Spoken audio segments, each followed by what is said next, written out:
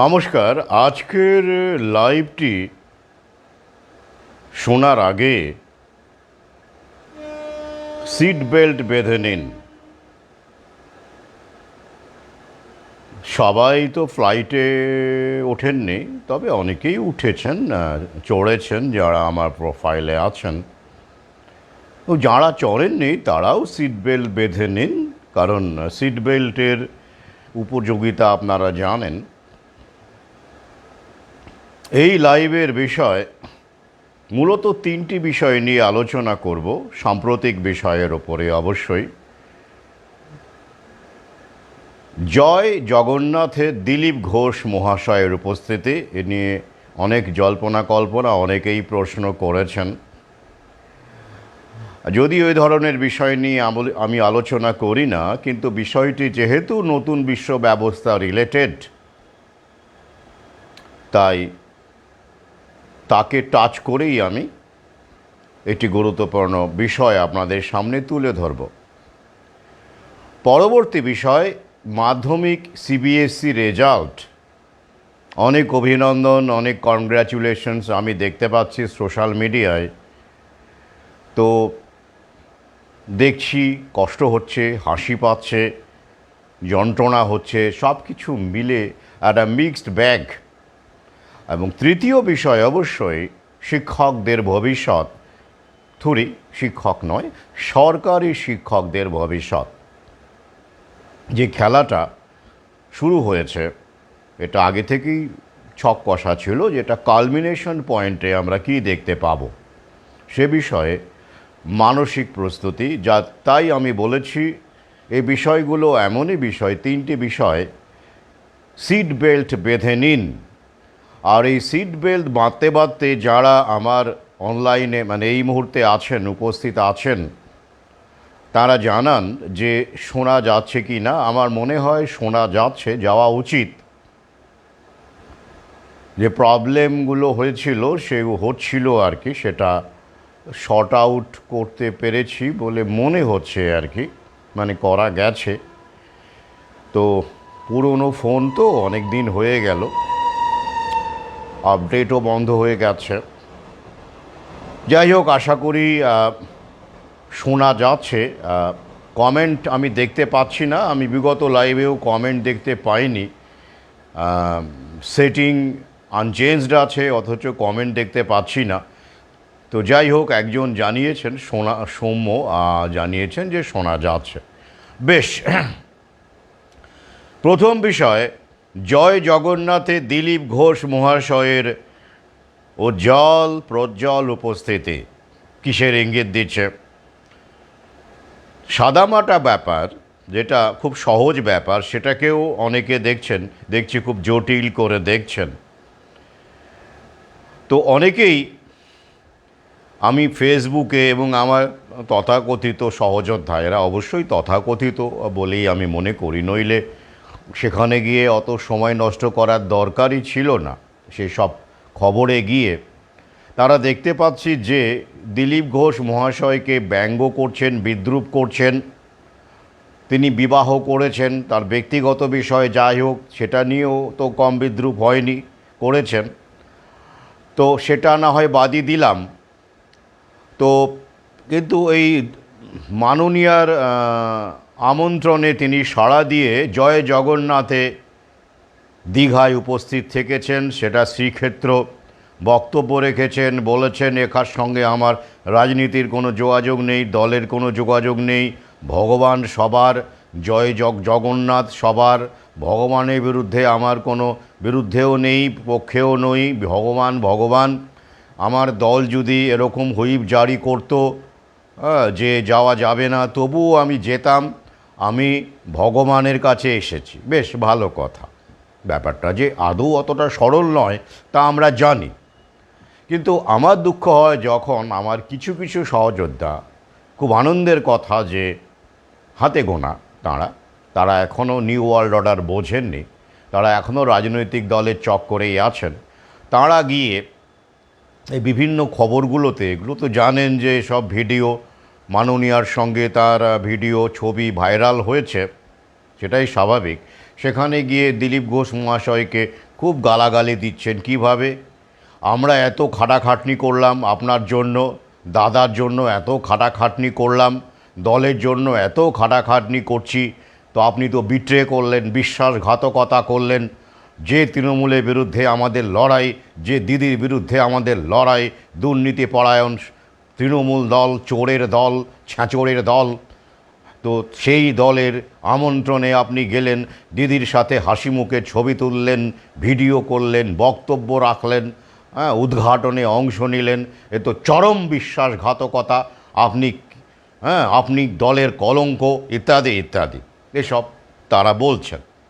আমি পড়ছি আর হাসছি। সব পড়তে পারিনি, দু একটি কমেন্ট ওই সময়ে আমি, এটা এখনকার বিষয় নয়, কারণ 2 দিন বা 3 দিন আমি লাইভে আসিনি, বা ফেসবুকেও আমি সক্রিয় ছিলাম না, কালকে অন্তত ছিলামই না ফেসবুকে আমি। তো তো সেটার প্রেক্ষিতে এই লাইভটি বলছি এখানে। তো তাদের বলি, আচ্ছা দিলীপ ঘোষ মহাশয় দিদিমণির আহ্বানে সাড়া দিয়ে সেখানে গেছেন। তিনি দলের কথা ভাবেননি, আদর্শের কথা ভাবেননি, আপনারা যেমন বলছেন, নীতিবোধের কথা ভাবেননি, এথিক্সের কথা ভাবেননি, নিজের স্বার্থে গেছেন। নিশ্চয়ই কোনো ব্যাপার আছে। ওই যে শুভেন্দুবাবুও তো এক সময় আবার উল্টো কেস আর কি, তৃণমূলেই ছিলেন, তিনি এখন বিজেপিতে উজ্জ্বল হয়ে আছেন, উজ্জ্বলতর হচ্ছেন। আর এই শুভেন্দুবাবুরা উজ্জ্বলতর হলে দিলীপ ঘোষেরা এবার একটু অনুজ্জ্বলতর হয়ে যান না? তো খেলাটাও আছেই, তো জানান দিতে হবে না হাইকমান্ডকেও। কংগ্রেসের বেলায় হাইকমান্ড বলে, ওটাই এখন প্রচলিত। হাইকমান্ড কথাটা, আলা কমান্ড, এটা কংগ্রেসের মধ্যেই প্রচলিত ছিল, তো ওটাই আমি বলছি আর কি। তো এবার তাঁদের বলি, কর্মকর্তা যারা এত দাদার জন্য খাটাখাটি করছেন, দাদা না হয় আদর্শ টাদর্শ মানেন না, এথিক্স মানেন না, নিজের স্বার্থে কাজ করছেন, ইট পাততে গেছেন, দল বদল করবেন যে কোনো মুহূর্তে, তো আপনারা কি জন্য দলটা করছেন?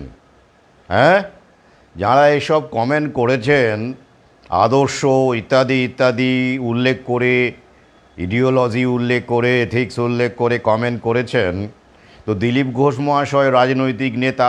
এ রাজনৈতিক নেতাদের আমরা তো মোটামুটিভাবে জানি, চিনি, দেখছি। তো আপনারা যদি তার জন্য খেটে থাকেন, কি জন্য খেটেছেন সত্যি করে বলুন তো? হ্যাঁ, বিনা স্বার্থে দল করছেন, বিনা স্বার্থে আদর্শের জন্য দল করছেন। একজন কে আছে এখন এই মুহূর্তে? আমার সামনে আসুন দেখি, আসুন আমার সামনে, কথা বলুন, আমি সর্বত্র আমাকে অ্যাভেলেবল। এরকম কেউ থাকলে আমি আমার তরফ থেকে আমার সাধ্যমতো তাকে উপহার দেব, এবং এখানে আমি তাকে নিয়ে আসবো, আমন্ত্রণ করে নিয়ে আসবো তাকে নিয়ে, এবং আমি আমার তাদের সহযোদ্ধাদের নিয়ে একটা ছোটোখাটো হলেও আমার সাধ্যমতো কনফারেন্স করে তাকে সম্বর্ধনা দেব। দায়িত্ব নিয়ে বলছি, সম্বর্ধনা দেব, যে যদি তিনি আমাকে প্রমাণ করতে পারেন, if he can prove that তিনি দল, মানে ইডিওলজির স্বার্থে, দেশের স্বার্থে, মানুষের স্বার্থে দল করছেন। চ্যালেঞ্জ রইল, ওপেন চ্যালেঞ্জ। যে কোনো দল করছেন, সক্রিয়ভাবে দল করছেন দেশের স্বার্থে, মানুষের স্বার্থে, মানবতার স্বার্থে, নিজের স্বার্থে নয়, এমন কেউ থাকলে আমাকে জানান, যোগাযোগ করুন। আমার হোয়াটসঅ্যাপ নাম্বার আমার ইউটিউবেও দেওয়া আছে, এখানেও দেওয়া আছে, সর্বত্রই দেওয়া আছে। তাহলে আমি তাকে সম্বর্ধনা দেব। তাহলে কি দাঁড়ালো? আপনারা নিজেদের স্বার্থে দল করছেন, দিলীপ ঘোষ মহাশয়েরাও নিজেদের স্বার্থেই দলবাজি করছেন। যে দলে তার মানে প্রভাব প্রতিপত্তি, পদ, ক্ষমতা ইত্যাদি ইত্যাদি বেশি পাবেন বলে তিনি মনে করবেন, তিনি সেই দলে যাবেন বা সেই দলে থাকবেন। আর আপনারাও তাই, যখনই আপনি মনে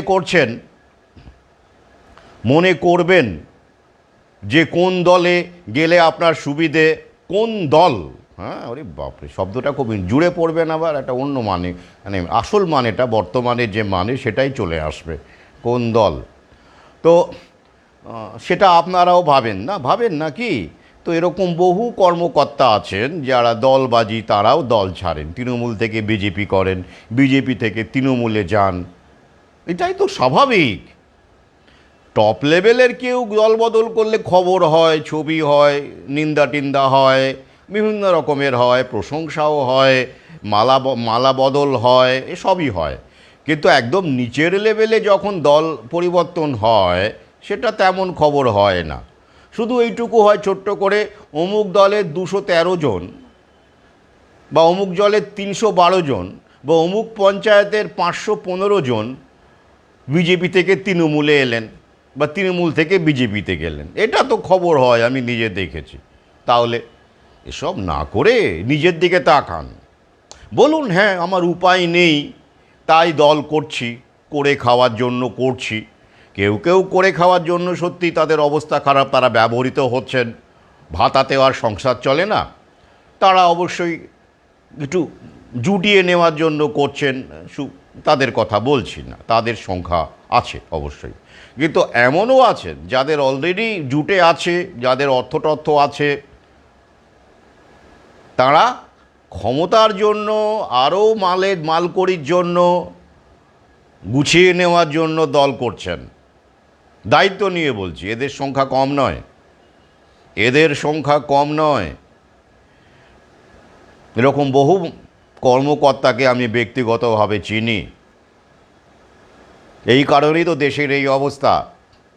দলবাজি কি শুধু টপ লেভেলের, মিডল লেভেলের নেতারা করেন? জনগণও করেন, জনতাও করেন। ভেতরে, সবার ভেতরেই একটা করে আদানি আম্বানি বসে আছে, এটাই বাস্তব। যাই হোক, তো তাই এসব করবেন না, আগে নিজের দিকে তাকান। Look at your self, look in the mirror. এবার কেন হলো সেটা একটু বলে দিই, আপনারাও তো জানেন। এই 2026-এ ইলেকশন আসছে, জানেন আমাদের রাজ্যের ইলেকশন। এবার রাজ্য মানে স্টেট যিনি চিফ হন, প্রধান হন, রাজ্য সভাপতি বলুন বা স্টেট হেড বলুন, সেটা আবার হবে, পরিবর্তন হবে, তার নির্বাচন, একটা সিলেকশন বলুন, ইলেকশন বলুন, যাই হোক একটা হবে।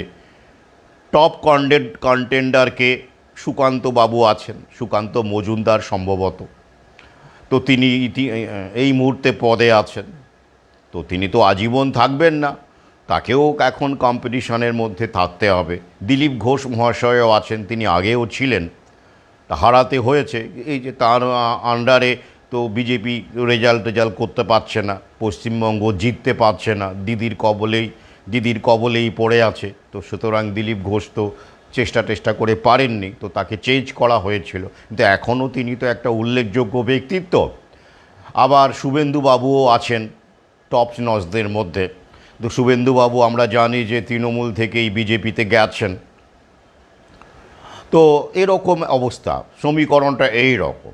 এবার দিলীপবাবু যদি গন্ধ পেয়ে থাকেন যে না, এরকম তো যা শুনতে পাচ্ছি, আমার এবার চান্স নেই, তো উনি ইট পেতে রাখতে পারেন না, অধিকার তার নেই? ইট পাতার অধিকার সবারই আছে। তো তিনি সেই কারণেও যেতে পারেন।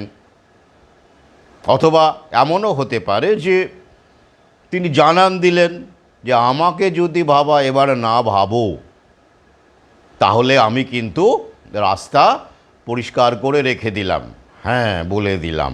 এটা ওয়ার্নিং টাইপের কিছু হতেই পারে, তাই না? তো যার যতটা জায়গা, প্রভাব, সে ততটাই তো কাজে লাগাবে। এটাকেই বলা হয় ট্যাকটিক্স। জানেন তো ট্যাকটিক্স রাজনীতিতে, পলিটিক্সে এটা খুব ইম্পর্ট্যান্ট। ট্যাকটিক্স সরল সিধে সাদা মানুষের জন্য রাজনীতি নয়। আমাদের দেশের রাজনীতি তো একেবারেই নয়, তৃতীয় বিশ্বের রাজনীতি তো একেবারেই নয়। তো যাই হোক, এটা ব্যাপার, এই কারণেই উনি গেছেন, জয় জগন্নাথে গেছেন। আবার এটাও বলেছেন যে জয় শ্রীরামেরও তো অনেক বিরোধিতা ছিল, সবাই তো মানেননি, তো সেরকম জয় জগন্নাথেরও বিরোধিতা থাকবে, কিন্তু ভগবান ভগবানই, বেশ খুব ভালো। কিন্তু সমস্যা হচ্ছে ভগবান শব্দটি সভ্যতার খপ্পরে পড়ে, ধনতন্ত্রের খপ্পরে পড়ে যে ভগবান হয়ে গেছে, ভয়ঙ্কর হয়ে গেছে। আর ভগবতী, ভগবান থেকে ভগবতী, তো সেইটা যে ভগবতী হয়ে গেছে, ভয়ঙ্কর, সেটা তো আমরা জানি, হাড়ে হাড়ে টের পাই। আর আমার এ ব্যাপারে একটা অবজারভেশন, পর্যবেক্ষণ আছে, আপনারা জানেন, ফেসবুকে মাঝে মাঝে পোস্ট করি, কি ধার্মিক যখন মন্দিরে মসজিদে আটকে যায়, ওটাই মনে করে তার জায়গা। ধার্মিক যখন মন্দির মসজিদে আটকে যায়, শিক্ষক যখন ক্লাসরুমেই আটকে যায়, ওরা মনে করে যে ওটাই আমার জায়গা, তার বাইরে আমার কোনো কাজকর্ম নেই, আমি সিলেবাস পড়াবো, আমি শিক্ষক। বিজ্ঞানী যখন ফার্মালবির ল্যাবরেটরিতে আটকে যায়, বিজ্ঞানী, এবং সে ভাবে এটাই বিজ্ঞান, তার বাইরে আমার কাজ নেই বাবা, আমি তো ল্যাবরেটরিতে বিজ্ঞানীগিরি করি। কবি যখন মঞ্চে আটকে যায়, ডাক্তার যখন চেম্বারে আটকে যায়, ভাবে ওটাই আমার জায়গা ভাই, তার বাইরে আমার কোনো ভূমিকা নেই। সমাজের অবস্থা এমনই দাঁড়ায়, আমরা যে সমাজ দেখতে পাচ্ছি, তাই না? ব্যাপারটা এই রকম। শেষে লাইনটা কি, রাজনীতি যখন দলেই আটকে যায়, রাজনৈতিক নেতা যখন দলেই আটকে যায়, দলের বাইরে তার কোনো ভূমিকা নেই, তাহলে বুঝতে হবে শেষ। তাহলে রাজনৈতিক নেতা, শিক্ষক, ধার্মিক, চিকিৎসক, বিজ্ঞানী, এরা সব একটা করে প্রতিষ্ঠানের মধ্যে মাথা গুঁজে দিয়েছে, কন্ট্রোলের মধ্যে পড়ে গেছে, তাই তাদের সমাজে কোনো ভূমিকা নেই। এই যে অধমকে দেখতে পাচ্ছেন, সেও তো রাজনীতি করছে, আমি রাজনীতির বাইরে কথা বলছি। Man is a political animal, Aristotle বহু আগেই বলেছেন, and I support his statement. আমি কি রাজনীতির কথা বলছি না? আমি বিশ্ব ব্যবস্থা নিয়ে যখন আপনাদের সামনে তুলে ধরি, অ্যালার্ট করি, সেটা কি রাজনৈতিক তথ্য নয়, রাজনৈতিক জ্ঞান নয়, পলিটিক্যাল ইনসাইট নয়? Of course it is. তাহলে তো তার জন্য কি আমাকে দলের প্রয়োজন, দলের মধ্যে থাকতে হচ্ছে না তো। তেমনি আমি যে তথ্য, যে বিশ্লেষণগুলো রাখি, অনেকে যারা আমার ছাত্র আদৌ নন এবং আমি যে পড়াতাম বা কিছু, তাও অনেকেই জানেন না, তা সত্ত্বেও তারা আমাকে শিক্ষক বা স্যার বলে সম্বোধন করেন। কেন করেন? তাহলে আমি এই মুহূর্তে, আগে কি করতাম বাদ দিন, এই মুহূর্তে তো আমি কোনো প্রতিষ্ঠানে শিক্ষকতা করি না, তা সত্ত্বেও তো আমি শিক্ষকের কাজটাই করছি না, সেটাই তো সমস্যা। এটাই মূল জায়গাটা, এটাই যখন যে কাজগুলো গুরুত্বপূর্ণ ছিল আমাদের সমাজে, লেখক, সাহিত্যিক বলুন, চিকিৎসক বলুন, অগ্নিশর সিনেমাটি মনে আছে আমার, একটি প্রিয় চলচ্চিত্র। নেতা বলুন, বিজ্ঞানী বলুন, ধার্মিক বলুন, তাঁরা যখন প্রতিষ্ঠানের পেশা হয়ে গেল, শিক্ষকতা একটা পেশা হয়ে গেল। আগে কি শিক্ষক ছিলেন না? সক্রেটিস কি শিক্ষক নন? শিক্ষক হতে গেলে কি বিএড লাগে? যেদিন থেকে লাগা শুরু হলো এইসব ডিগ্রি, বিএড, সেদিন থেকে শিক্ষকতা পেশা হয়ে গেল। তো আমি এমন অনেক শিক্ষকের অধীনে পড়েছি যাদের বিএড ছিল না, অনেকেরই মাস্টার ডিগ্রি ছিল না, তো তাঁরা আমার কাছে আদর্শ শিক্ষক কী করে হলেন? আর এখন অনেকেরই বিএড আছে, এমএড আছে, পিএইচডিও আছে, ব্যক্তিগতভাবে চিনি তাদেরকে, কিন্তু আমার আদর্শ শিক্ষকের ধারের কাছে আসেন না। কি করে হলো? কারণ পেশা হয়ে গেছে। ক্লাসরুমের বাইরে, চেম্বারের বাইরে, মন্দির মসজিদের বাইরে, ল্যাবরেটরির বাইরে অনেক কাজ আছে আমাদের, এবং সেটাই বড় কাজ আমাদের। তো আগের এই সব মেধাবী মানুষজনেরা সেই কাজগুলো করতেন, কারণ তারা এই পেশার মধ্যে আবদ্ধ হয়ে থাকেননি। তখন সামাজিক বাস্তবতাও ভিন্ন ছিল, লোভ কম ছিল, তখন ভগবান ব্যাপারটা ছিল মনের মধ্যে। ভগবান এর আবির্ভাব ঘটেনি সেইভাবে, তাই হয়েছিল। তো এবার যাই হোক, তো দিলীপ ঘোষ মহাশয় তারই প্রতীক। এই ওকার, যেটা মানে ক্ষমতা, ভগবান মানে কি, আপনি ভোগ কখন করতে পারেন? যখন আপনার ক্ষমতা থাকে। ক্ষমতা ছাড়া আপনি ভোগ করতে পারেন কতটুকু পারেন? তাই ক্ষমতার একটা ব্যাপার সবসময় কাজ ম্যাটার করে। তো যাই হোক, যদিও আমি জানি, একটু আপনাদের অ্যালার্ট করে দিই, মানে জানিয়ে দিই, তখন আমি থাকবো না, আপনারাও অনেকেই থাকবেন না। শেষ পর্যন্ত কোনো রাজনৈতিক দল থাকবে না, মানে নতুন বিশ্ব ব্যবস্থায় ওদের যে টার্গেট, এবং ওদের টার্গেট যে যদি সফল হয়, সফল হওয়ার সম্ভাবনাই এখনও বেশি, যদিও গোটা বিশ্বজুড়ে মানুষ জাগছে। তবে এই ব্যাপারটা যে সফল হওয়ার সম্ভাবনা প্রায় 100%, সেটা আমি আগাম বলে দিলাম। এটা হলো কোনো রাজনৈতিক দল থাকবে না, মানে শেষ ধাপে যখন নতুন বিশ্ব ব্যবস্থা, নিউ ওয়ার্ল্ড অর্ডার কালমিনেট করবে, তখন রাজনৈতিক দল থাকবে না। এটা আমি আগেও ভিডিওতে বা লেখালেখিতে বলেছি। তখন ওয়ান ওয়ার্ল্ড গভর্নমেন্টের ক্ষেত্রে গোটা দেশগুলোতে শুধু একজন করে অ্যাডমিনিস্ট্রেটর থাকবেন, রাজনৈতিক দলের প্রতিনিধি তিনি থাকবেন না, ইলেকশনও হবে না। রাজনৈতিক দল থাকলে তবে তো ইলেকশন হয়। রাজনৈতিক দল ওরাই করেছিল, যেমন আমাদের দেশের প্রথম রাজনৈতিক দল কংগ্রেস, জাতীয় কংগ্রেস 1885 খ্রিস্টাব্দে প্রতিষ্ঠিত হয়। অ্যালান অক্টোভিয়াম হিউমের আহ্বানে উনি কনভেন করেছিলেন। তিনি একজন ব্রিটিশ, ভাবুন, একজন ব্রিটিশ হয়ে, মানে ইউরোপিয়ান হয়ে তিনি এমন রাজনৈতিক দল বানাচ্ছেন আমাদের দেশে। সে আবার ব্রিটিশের বিরুদ্ধেই লড়বে কি? আমাদের তখন তো যাই হোক, তাই তো এলিট সমাজ প্রথমেই এই দলের সদস্য হয়। উমেশচন্দ্র ব্যানার্জি ইত্যাদি জনগণের প্রতিনিধি তাঁরাই ছিলেন সেই সময়।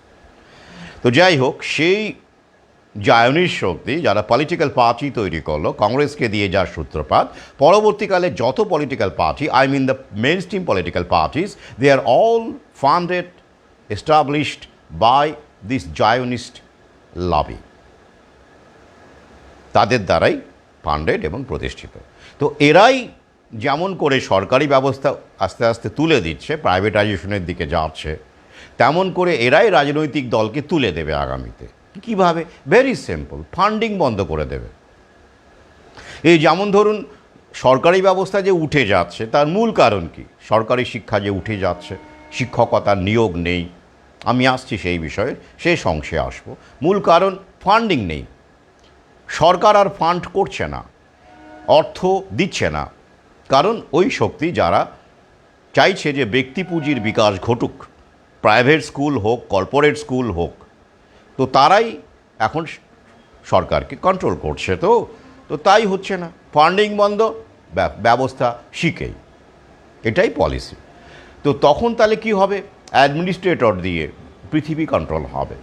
টপ মোস্ট অ্যাডমিনিস্ট্রেটর কোনো একটি তথাকথিত প্রথম বিশ্বের দেশে বসে থাকবে, অথবা সেটা আমাদের দেশেও থাকতে পারে। যে কোনো দেশে কখনো কখনো বদলে টপ অ্যাডমিনিস্ট্রেটর যিনি চালাবেন নিউ ওয়ার্ল্ড অর্ডার, তো তার অধীনে বিভিন্ন দেশে একজন করে অ্যাডমিনিস্ট্রেটর থাকবেন।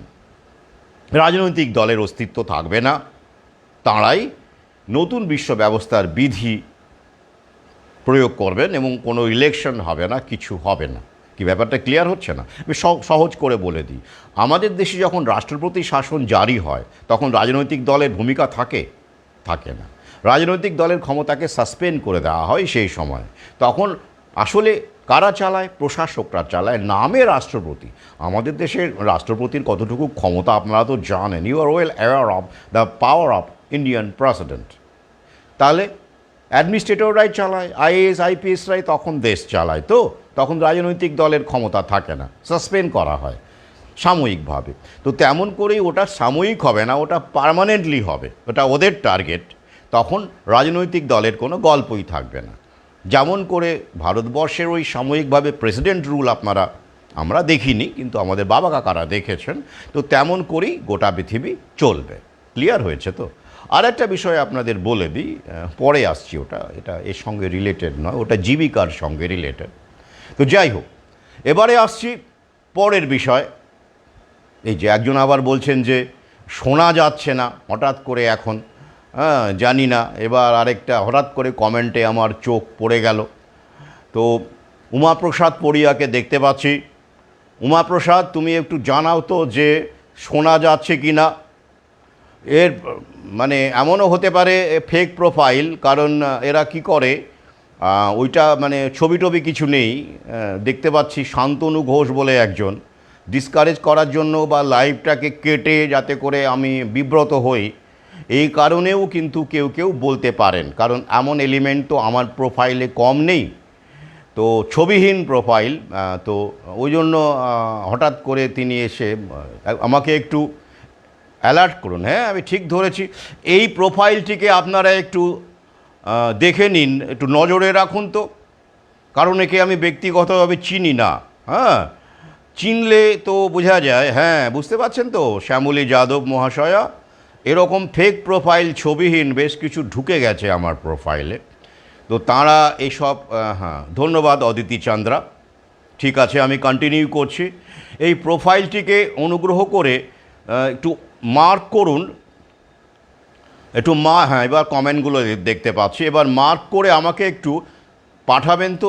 এই যে প্রোফাইলটি বলছে শোনা যাচ্ছে না, শান্তনু ঘোষ, অনুগ্রহ করে আমাকে প্রোফাইল লিঙ্কটা পাঠাবেন, যাতে করে আমি দেখে নিতে পারি, বুঝতে পারি যে ফেক প্রোফাইল কিনা, বা ব্যবস্থা নিতে পারি। কারণ এরা ডিস্টার্ব করবে আগামীতে, যত দিন যাবে এদের ডিস্টারবেন্স বাড়বে।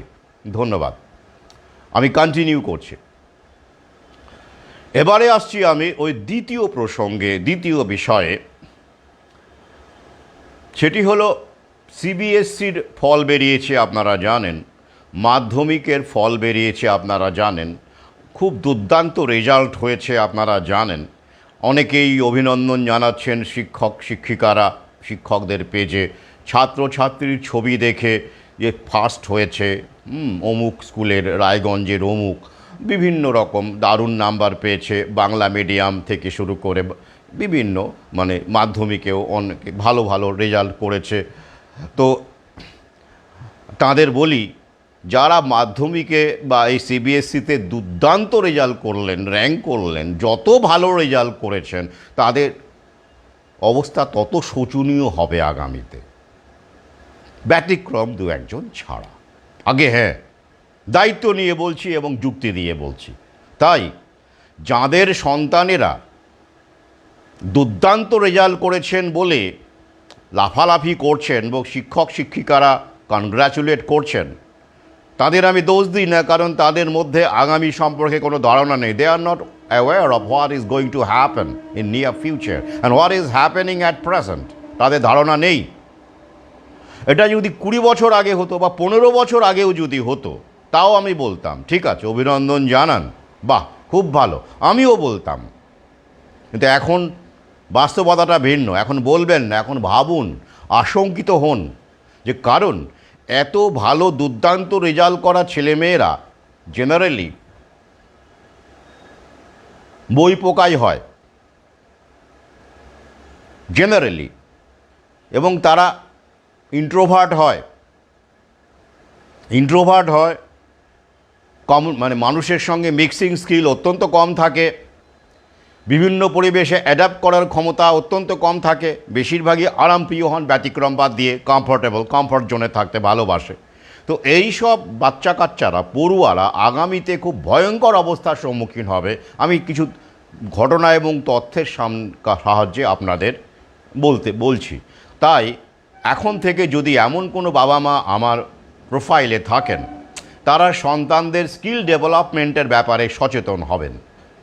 নইলে কিন্তু আপনার সন্তান আগামীতে ফ্রাস্ট্রেটেড হয়ে, ডিপ্রেসড হয়ে আত্মহত্যা পর্যন্ত করতে পারে, এবং তার জন্য আপনারা দায়ী হবেন।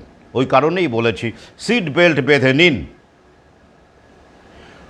পাশাপাশি যারা খারাপ রেজাল্ট করেছে বা ফেল করেছে, বা থার্ড ডিভিশনে গেছে, তাদের বেশিরভাগেরই ভবিষ্যৎ উজ্জ্বল, এই অর্থে যে তারা কিছু করে কমে খাবে, করে কমে খেতে পারবে আগামী বিশ্বে।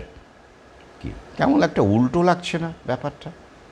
হ্যাঁ, উল্টো গাইলি রাম মনে হচ্ছে না? পরিচিত যে সুর এতদিন আপনারা শুনে এসেছেন, তেমনের উল্টো মনে হচ্ছে, কারণ ব্যাপারটাই তো উল্টে যাচ্ছে এখন। হ্যাঁ, তো পড়াশোনা করে যেই গাড়ি চাপা পড়ে সেই, এটা ছোটোবেলায় শুনেছিলাম, কিন্তু সেটাও ততটা আক্ষরিক তখন ছিল না। এখন সেটা কিন্তু 99.99% অ্যাপ্লিকেবল হয়ে গেছে। কেন? আসছি এক এক করে। প্রথমে দেখুন, এই মুহূর্তে যারা দুর্দান্ত রেজাল্ট করেছেন, র্যাঙ্কিং করছেন বা করছে, বাচ্চা বাচ্চা ছেলে মেয়ে, স্লিপ অফ দ্য টাঙে আমি আপনি বলে ফেলেছি, যারা করছে তারা অ্যাকাডেমিক স্কোর ভালো করেছে, ঠিক আছে, তারা সাবজেক্ট ভালো করেছে, ঠিক আছে। যে সাবজেক্টগুলোতে ভালো করেছে, ভালো রেজাল্ট করেছে, সেই সাবজেক্টগুলোর 90%, মানে বর্তমানে যে সাবজেক্টগুলো আছে, 90% বলা ভুল হবে, 99% বললেও ভুল, কম নয়, ভুল হবে না, সেগুলো আগামী 5 বছর 10 বছরের মধ্যে, মানে ইতিমধ্যেই ওরা ছক কষে রেখেছে, অবসোলেট হয়ে যাবে। অর্থাৎ সেই নলেজ থেকে শুরু করে সাবজেক্ট রেলেভেন্স, তার সঙ্গে যে রিলেটেড পেশা, কোনো কিছুই থাকবে না, থাকবে না। এই যেমন ধরুন, মানে আমি অমৃতসরবত দ্বিতীয় খণ্ডে বহু আগেই জাতীয় শিক্ষানীতি যে চ্যাপ্টার, প্রায় 50 পাতার বিস্তৃত আলোচনা আছে, যারা পড়েছেন শিক্ষকদের অবশ্যই পড়া উচিত, এবং যারা সন্তানদেরকে কোথায় দেবেন, কি পড়াবেন, কোন স্ট্রিমে পড়াবেন, কি পড়ালে ভালো হয়, তাদের তো এটা আরও ভালো করে অন্তত এই চ্যাপ্টারটা পড়া উচিত। জাতীয় শিক্ষানীতির সঙ্গে বিষয়ে যে আমার চ্যাপ্টারটা দ্বিতীয় খণ্ডে আছে, তো সেখানে আমি বিস্তারিত লিখেছি যে ঘটনাগুলো ঘটছে এবং আগামীতে ঘটবে। তাহলে কি দাঁড়াবে? এই বিশ্বে যেটা শুরু হয়ে গেছে এবং আগামীতে একাডেমিক নাম্বারের ওপর ভিত্তি করে যে জব, যেটা কোথায় হতো মূলত বলুন দেখি? সরকারি ক্ষেত্রে হতো। কেন? দুটো ভাবে হতো। একটা হলো সরাসরি আপনি ব্রিলিয়েন্ট রেজাল্ট করলেন, পোস্ট অফিসে জানেন তো একটা সময় ছিল, ওটা উঠে যাচ্ছে প্রায়, এখন কিছু কিছু ক্ষেত্রে হয়তো আছে। খুব ভালো রেজাল্ট ছিল, মাধ্যমিকে দারুণ রেজাল্ট, উচ্চ মাধ্যমিকে দারুণ রেজাল্ট, পোস্ট অফিসের একটা কোটা ছিল বা একটা ব্যবস্থা ছিল, সেখানে চাকরি করা যেত, পাওয়া যেত সরাসরিভাবে। এই একটা পথ ছিল। আমি সব ছোট ছোট করে বড় বড় জায়গায় উঠছি। আমার মামা দুর্দান্ত রেজাল্ট করেছিল বলে কিছুদিন, কয়েক মাস তারপরে তিনি ডাক্তার হয়ে যান আর কি, মেধাবী ছাত্র ছিলেন। আমার ছোটো মামার কথা বলছি। তো তিনিও পোস্ট অফিসে বেশ বছরখানেক চাকরি করেছিলেন, পরে ছেড়ে দেন। এটা আমি নিজের চোখে দেখেছি। হি গট দ্যাট পোস্ট ভালো রেজাল্টের জন্য। আর কি ছিল? স্কুল ছিল, সরকারি স্কুল, সরকারি কলেজ। আর কি ছিল? আর ছিল কম্পিটিটিভ এক্সামিনেশনের মাধ্যমে সরকারি চাকরি, যেটা এখন প্রায় বন্ধ হয়ে যাবে। কিছু সামান্য টপ লেভেলের কিছু পোস্ট থাকবে, ধরে রাখুন নেই ওটা।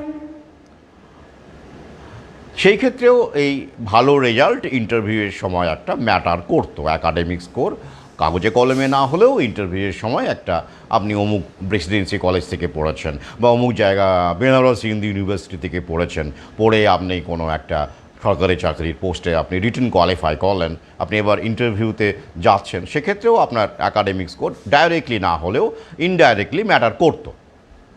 এগুলো এখন সব বন্ধ হয়ে যাবে, তাই তো? তাহলে কি থাকছে? এখন থাকছে বিশ্বে নতুন বিশ্ব ব্যবস্থা, যার ভিত্তি অনেক আগে কিন্তু শুরু হয়েছিল। আমরা এখন আপনারা টের পাচ্ছি, তো প্রস্তুতি অনেক আগের। 100 বছর তো হবেই, 100-150 বছর। তো সেই সময় যা বাস্তবতা ছিল, এখন তো সেটা নয়। তাহলে এখন কিভাবে টিকে থাকবে আপনার সন্তান সন্ততি? দুটো মেনলি স্কিল লাগবে, innovative skill, marketing skill, entrepreneur skill. তিনটে স্কিল আমি বলবো। মূলত এই তিনটে স্কিল যদি থাকে আপনার সন্তানের, তবেই সে করে খেতে পারবে আগামীতে, নইলে ভাতা নির্ভর জীবন। তাও বিশ্ব ব্যবস্থা যখন পিকে যাবে, মানে নতুন বিশ্ব ব্যবস্থা যখন পিকে যাবে, বললাম তখন আমি তো থাকব।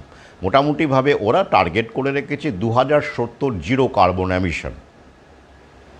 তার পুরোটা করতে পারবে না, ওই সময় নিয়েছে। তো যাই হোক, মোটামুটি আমরা দেখতে পাবো 2050-এই পিকের প্রায় পিক ছুঁয়ে ফেলবে নতুন বিশ্ব ব্যবস্থা। তো সেইখানে আমরা দেখতে পাবো যে সেই সময় আমরা কি দেখতে পাবো, বিশ্বের যত মানুষ তখন বেঁচে থাকবে, এর মধ্যে অনেকেই হার্ট অ্যাটাক, ব্রেন স্ট্রোক থেকে শুরু করে বিভিন্ন রকমের রোগ ভোগে চলে যাবেন। দিস ইজ রিয়ালিটি, কিছু করার নেই। যে বিষ আমাদের গুঁজে দিয়েছে তার পরিণতি এটা হবেই। কেউ কেউ হয়তো প্রাকৃতিক পন্থায় ফিরে মিনিমাইজ করতে পারবেন ড্যামেজটা, কিন্তু কজন সে ব্যাপারে সচেতন আছেন আমাদের মতো কতিপয় বাদ দিয়ে? তাই সেটা ধর্তব্যের মধ্যে নয়। তো সেই সময়ে যত মানুষ বেঁচে থাকবেন পৃথিবীতে, ধরুন 2050 নাগাদ, নেগেটিভ পপুলেশন বুঝতেই পাচ্ছেন, তখন জনসংখ্যা কমেও যাবে পৃথিবীর। ডিক্লাইনিং ট্রেন্ড অলরেডি আমরা দেখতে পাচ্ছি, ইউরোপ আমেরিকাতে তো বটেই, আমাদের দেশেও ডিক্লাইনিং ট্রেন্ড আমরা দেখতে পাচ্ছি অল্প অল্প করে বিভিন্ন জনগোষ্ঠীর মধ্যে। তো তখন আমার যা ক্যালকুলেশন, তাতে করে মাত্র 5 থেকে 10% মানুষ কোনো জীবিকায় থাকবেন। গোটা বিশ্বের কথা বলছি, বা আমাদের দেশের কথাই ধরুন, আমি মাইক্রো লেভেল দিয়ে বোঝাচ্ছি। অর্থাৎ 100 জনের মধ্যে 90 জনেরই ভাতা নির্ভর জীবন হবে।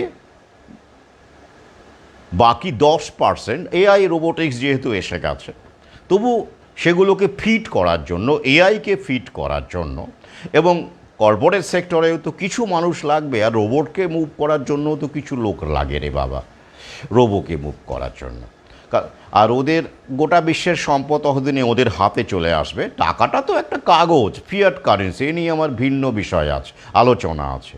আসল তো হলো পৃথিবীর জল, খনিজ সম্পদ, তাই তো, অরণ্য, এগুলোই তো সম্পদ। মাটি, জমি বেচে ডিগ্রি অনেকে করেছেন, সে নিয়ে আমার ভিন্ন ভিডিও আছে।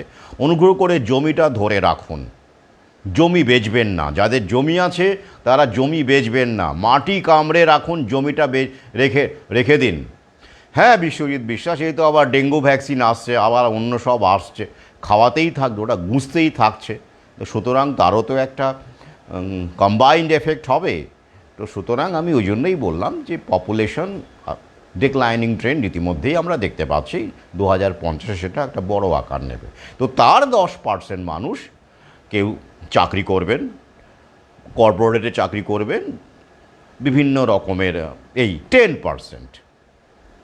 আর কিছু স্বনিযুক্তি থাকবে, তাও টপ লেভেলের, মানে ছোটোখাটো এইসব দোকান, চায়ের দোকান, ঘুগনির দোকান, এসব দেখতে পাবেন না, সব উঠে যাবে। দায়িত্ব নিয়ে বলছি, আমি তখন থাকবো না, আই ওন্ট বি অ্যালাইভ, কিন্তু থাকবে না।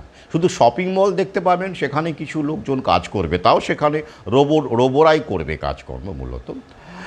আর কিছু অবশ্যই ম্যানেজার থাকবেন, কিছু লোক লাগবে। ওই জন্যই বললাম 10 to 15% খুব ম্যাক্স হলে তারা, আমি কিন্তু শুধু চাকরি বলছি না, শুধু জব বলছি না, জব এবং সেলফ এমপ্লয়মেন্ট, অর্থাৎ তখন তো এমপ্লয়মেন্ট তো উঠেই গেছে, আপনারা জানেন, আমি আগের ভিডিওতে বলেছি। এমপ্লয়মেন্ট এবং জব এবং সেলফ এমপ্লয়মেন্ট মিলে 10 to 15% মানুষ কাজে থাকবেন, বাকিদের ভাতা, এটা ওদের টার্গেট। বিল গেটস এই স্বপ্নের কথা জানিয়ে দিয়েছেন যে আমরা ডাক্তার আগামীতে, we don't need most teachers, even doctors, আমাদের লাগবে না। তাহলে কি লাগবে? আপনি মানে এই এখন ধরুন, এখন 2030 ছুঁই তো, মানে 2024 চলছে, মানে 2025 চলছে, 26 চলে এসছে, মানে আর 5 বছরও তাও হার্ডলি। এজেন্ডা 2030টাকে মাথায় রাখবেন। তো আপনার সন্তান যখন বড় হবে, মানে 30-এর পরে যখন মানে চলে যাবে 35-এ, তখন থেকেই এই ব্যাপারগুলো আরও বেশি করে মালুম পাবেন আপনারা। তাহলে 3টে স্কিলের তখন টিকে থাকবে, এবং সেটা অলরেডি শুরু হয়ে গেছে। ইনোভেটিভ স্কিল, অর্থাৎ টপ লেভেলে যারা একাডেমিক পড়াশোনা করছে কিন্তু তাদের ইনোভেটিভ স্কিলও আছে, শুধু ওই গতের পড়াশোনা, তোতা পাখির বলি টুলি এরকম নয়, কিন্তু যাদের ইনোভেটিভ স্কিল আছে তারা এআই নিয়ে পড়তে পারেন, মেশিন লার্নিং নিয়ে পড়তে পারেন, এবং তারা এই এআইকে ফিট করার জন্য দে নিড সাম পিপল, কিছু লোক ওদের দরকার। কারণ এআই যতই ওরা বলুক সেলফ লার্নিং, কিন্তু এআইকে দেখভাল করা এবং তাকে আরও শক্তিশালী করা, এনহ্যান্স করার জন্য যতদিন পর্যন্ত এআই আছে ততদিন পর্যন্ত মানুষ লাগবে, একদম মানুষ লাগবেই। কিন্তু সেটা কত শতাংশ লাগবে? এআই তো এসছে জব স্ন্যাচ করার জন্য, এআই এসছে জব স্ন্যাচ করার জন্য, অর্থাৎ মানুষের এমপ্লয়মেন্ট, মানুষের জীবিকা, মানুষের সমস্ত কিছুকে কেড়ে নেওয়ার জন্যই, যাতে করে যত সম্ভব কম মানুষ রেখে যত সম্ভব পৃথিবীর সম্পদ শোষণ করা যায়, কুক্ষিগত করা যায়, নিজেদের অস্তিত্বকে টিকিয়ে রাখা যায়, এই জন্যই এআই, মেশিন লার্নিং, রোবোটিক্স। তাহলে কি, আসলে এআই 10% এইগুলো মিলিয়ে জীবিকা তৈরি করবে, কাছাকাছি বা আরও কম, চবির করবে, 90% জীবিকা স্ন্যাচ করবে, কেড়ে নেবে। অনেকে আমাকে বলেন তারা এখনও খেলাটা বুঝতে পারছেন না, যে স্যার কম্পিউটার আসার সময় তো অনেকে ভয় পেয়েছিল, তো কম্পিউটার তো অনেকের কর্মসংস্থান করেছে ইত্যাদি ইত্যাদি, তাহলে ভাবনাটা ভুল ছিল। তখন আমি তাদের বলি, আরে কম্পিউটারে এআই এক ব্যাপার নয়, heaven and hell difference. Computer self learning ছিল না। তো কম্পিউটার অবশ্যই, কম্পিউটারের ক্ষেত্রে কি হয়েছে, কম্পিউটারের ক্ষেত্রে যেটা ঘটেছে, কম্পিউটার 70% জব, 60 থেকে 70% জব স্ন্যাচ করেছে। যেমন ক্লারিক্যাল গ্রেড যারা টাইপ করতো, টাইপিস্ট, ডিটিপি এসে গেছে, এই ধরনের চাকরিগুলোতে আমরা দেখতে পাচ্ছি যে কম্পিউটার 60 to 70% জব, অন্তত 60% জব স্ন্যাচ করে 40% জব ক্রিয়েট করেছে। 60% জব স্ন্যাচ করে, শুধু এটা জব নয়, মানে পোস্ট বা বলতে পারেন জব প্রোফাইল। তাহলে 60% জব প্রোফাইলকে ধ্বংস করে, এলিমিনেট করে 40% জব ক্রিয়েট করেছে কম্পিউটার। আর এআই কী করবে, 90% বা তারও বেশি জব প্রোফাইলকে ধ্বংস করে 10% বা তারও কম জব ক্রিয়েট করবে। তাহলে খেলাটা, ফারাকটা বুঝতে পারছেন তো? মানে সভ্যতা যত, তথাকথিত সভ্যতা যত এগোচ্ছে, তত বেশি করে এক্সপ্লয়টেশনের প্রযুক্তিটা আসছে। প্রযুক্তিটা মানে কি, সাধারণ একটা প্রথম দিকে যখন প্রযুক্তির আবির্ভাব ঘটেছিল তখন তো প্রযুক্তির পেটেন্ট ছিল না। চাকা যে আবিষ্কার করেছিল, সে কি করে প্রযুক্তির পেটেন্ট নিয়েছিল? না, তার নামই আমরা জানি না, কিন্তু সেটা সবার মঙ্গলে লেগেছিল। স্বাভাবিক না, সবার মঙ্গলে লেগেছিল। তা প্রথম দিকের আবিষ্কারগুলো, ইনোভেশনগুলো, সেটা তো পেটেন্ট ছিল না বলে মুনাফার ব্যাপার ছিল না, এবং সেটা কর্পোরেটের অধীনে ছিল না। ভাবুন দেখি, চাকা আবিষ্কার যদি কোনো কর্পোরেটের বিজ্ঞানীর পেটেন্ট থাকতো, তাহলে কি ভয়ঙ্কর অবস্থা হতো, কল্পনা করতে পারবেন না। তাহলে এখন যে আবিষ্কারগুলো হচ্ছে সবই কর্পোরেটের, ওই যে বিজ্ঞানী যখন কর্পোরেটের দালাল হয়ে যায়, ল্যাবরেটরিতে আটকে যায়, ফার্মা লবির দালাল হয়ে যায়, তখন তারা এমন আবিষ্কারগুলোই করবে, এমন প্রযুক্তিগুলোই আনবে যাতে করে সর্বসাধারণের উপকার না হয়ে যারা তাকে ফান্ডিং করছে, সেই জায়নিস শক্তি, যেই পুঁজিবাদী শক্তি, তাদের আখের গোছাতে সাহায্য করবে। অর্থাৎ এক্সপ্লয়টেটিভ টুল হিসেবে প্রযুক্তিকে কাজে লাগানো যাবে, সেই প্রযুক্তি তারা আবিষ্কার করবে। ক্লিয়ার? ভ্যাকসিনই বলুন, এআই বলুন, মেশিন লার্নিং বলুন, এগুলো একই। অর্থাৎ সাধারণের মঙ্গলের কথা না ভেবে কতিপয় মানুষের আখের গোছানো এবং কতিপয় মানুষের পৃথিবীর ওপরে কন্ট্রোলকে পৃথিবীর প্রাকৃতিক সম্পদ ন্যাচারাল রিসোর্সের ওপরে কন্ট্রোলকে এনশিওর করবার জন্য এই প্রযুক্তিগুলো আসছে। এটাই খুব, সভ্যতা যত এগিয়েছে প্রযুক্তি তত বেশি করে শোষণের যন্ত্র হিসেবে, টুল অফ এক্সপ্লয়টেশন হিসেবেই আমরা তাকে দেখতে পাচ্ছি। এটাই বাস্তবতা। আপনারা যদি সভ্যতার আদিতে দেখেন, একদম শুরুতে দেখেন, দেখবেন মানুষ, প্রকৃতি কিন্তু আমাদের কোঅপারেশনটাই শিখিয়েছিল মূলত। পরে অবশ্যই সে রক্তে তো সে কম্পিটিশনটাও দিয়েছে। প্রকৃতি তো লীলাময়, লীলাময়ী প্রকৃতি, লীলাময়ী মহাকাল, লীলাময় মহাকাল। সেখানে দেখবেন মানুষ একসাথে শিকার করত, তাই তো? সবাই মিলে একা একা তো শিকার করা যেত না, তাই একসাথে শিকার করত এবং সেই শিকার হওয়া প্রাণীর মাংস একসাথে বসে ভাগ করে নিত এবং সবাই কেউ খেতে পেত না এমন হতো না। হ্যাঁ, যেদিন শিকার মিলতো না সেক্ষেত্রে তাদের হয়তো ফলমূল নিয়ে থাকতে হতো, কিন্তু একটা কোঅপারেশনের এথোস ছিল সেই সময়। সেটা কি হলো আস্তে আস্তে? এই কোঅপারেশনটাই একটা, সেই সময় জলপথ একমাত্র, তাও তো জলযান ছিল না, তবুও মানুষ কিন্তু আফ্রিকা থেকেই গোটা বিশ্বে ছড়িয়ে পড়েছে পরবর্তীকালে। এইবার কি হলো, অন্য একটা গোষ্ঠী জঙ্গলের অন্য প্রান্তে, তাদের সঙ্গে তাদের দেখা হয়ে গেল, এবার সংঘাত শুরু হলো। অর্থাৎ সেই গোষ্ঠীর বিরুদ্ধে টিকে থাকতে গেলে কী হতে হবে? কম্পিটিশনের সূত্রপাত হলো। তাহলে মানুষ প্রথমে জন্তু জানোয়ারের বিরুদ্ধেই লড়াই করে আত্মরক্ষা করত, এখন তো হিংস্র জন্তু জঙ্গলেই থাকতো মানুষ। সেটা আস্তে আস্তে দেখা গেল আরও যখন ট্রাইব তৈরি হলো, গোষ্ঠী তৈরি হলো, ইন্টার ট্রাইব কনফ্লিক্ট তৈরি হলো, অর্থাৎ কম্পিটিশন তৈরি হলো, সেই এলাকার রিসোর্সগুলোকে কে দখল করবে, কে খাবে, কে কতটা, কোন ট্রাইব বেশি ভাগে রাখবে, সেই নিয়ে একটা কম্পিটিশন শুরু হলো। এটাকে আমি বলবো inter tribe competition, inter tribe conflict. এটা স্বাভাবিক, এই গোষ্ঠীর সঙ্গে অন্য গোষ্ঠীর সংঘর্ষ। এবার যে শক্তিশালী ট্রাইব বা গোষ্ঠী সে আরেকটা গোষ্ঠীকে দখল করে নিয়ে তাদেরকে ইনকর্পোরেট করে নিজের গোষ্ঠীর মধ্যে আনতো, এভাবে চলতো। তারপরে কি হলো, যেটা আমি বলবো সভ্যতার আদি, মানে এই বর্তমান সভ্যতার যে আমরা যে দখলদারি, মানে টোটাল কন্ট্রোলের বীজ যেটা আমরা দেখতে পাচ্ছি, সেটা হলো ইন্ট্রা ট্রাইব সংঘর্ষ যেদিন শুরু হলো। অর্থাৎ ট্রাইবের মধ্যেই, একই ট্রাইবে অন্য ট্রাইবের সঙ্গে সংঘর্ষ স্বাভাবিক ছিল, কিন্তু একই ট্রাইবের মধ্যে কে দলপতি হবে, কে প্রধান হবে, এই নিয়ে যখন সংঘর্ষ শুরু হলো, তখন থেকেই ভয়ঙ্কর অবস্থা, মানে সভ্যতার দিকে আমরা মাপ নিলাম।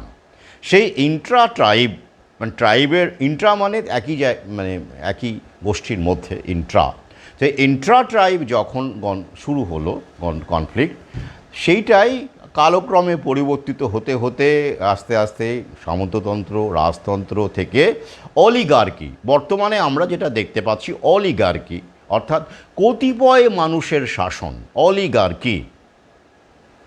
কতিপয় মানুষ কারা? ওই যে বিলিয়নিয়ার যারা রয়েছে, জায়নিস্টরা, যাদের মুখ, তারাই তো ফান্ডিং করে সরকারগুলোকে নিয়ন্ত্রণ করছে, রাজনৈতিক দলগুলোকে নিয়ন্ত্রণ করছে এবং তাদের ইচ্ছেতেই পলিসি তৈরি করা হচ্ছে। তো তাহলে ওই কতিপয়, গোটা বিশ্বে দেখবেন বিলিয়নিয়ার কতজন আছে, আমাদের দেশে প্রায় 150, এবার আমেরিকা যোগ করুন, এই করুন, দেখা যাবে সব মিলিয়ে হয়তো খুব বেশি হলে 1000 খানেক লোক, 1000 খানেক বিলিয়নিয়ার, খুব বেশি হলে, তাও অত হবে না, হয়তো 500 এরকম হবে, ওই ফরচুন 500 কোম্পানি, ওই আর কি।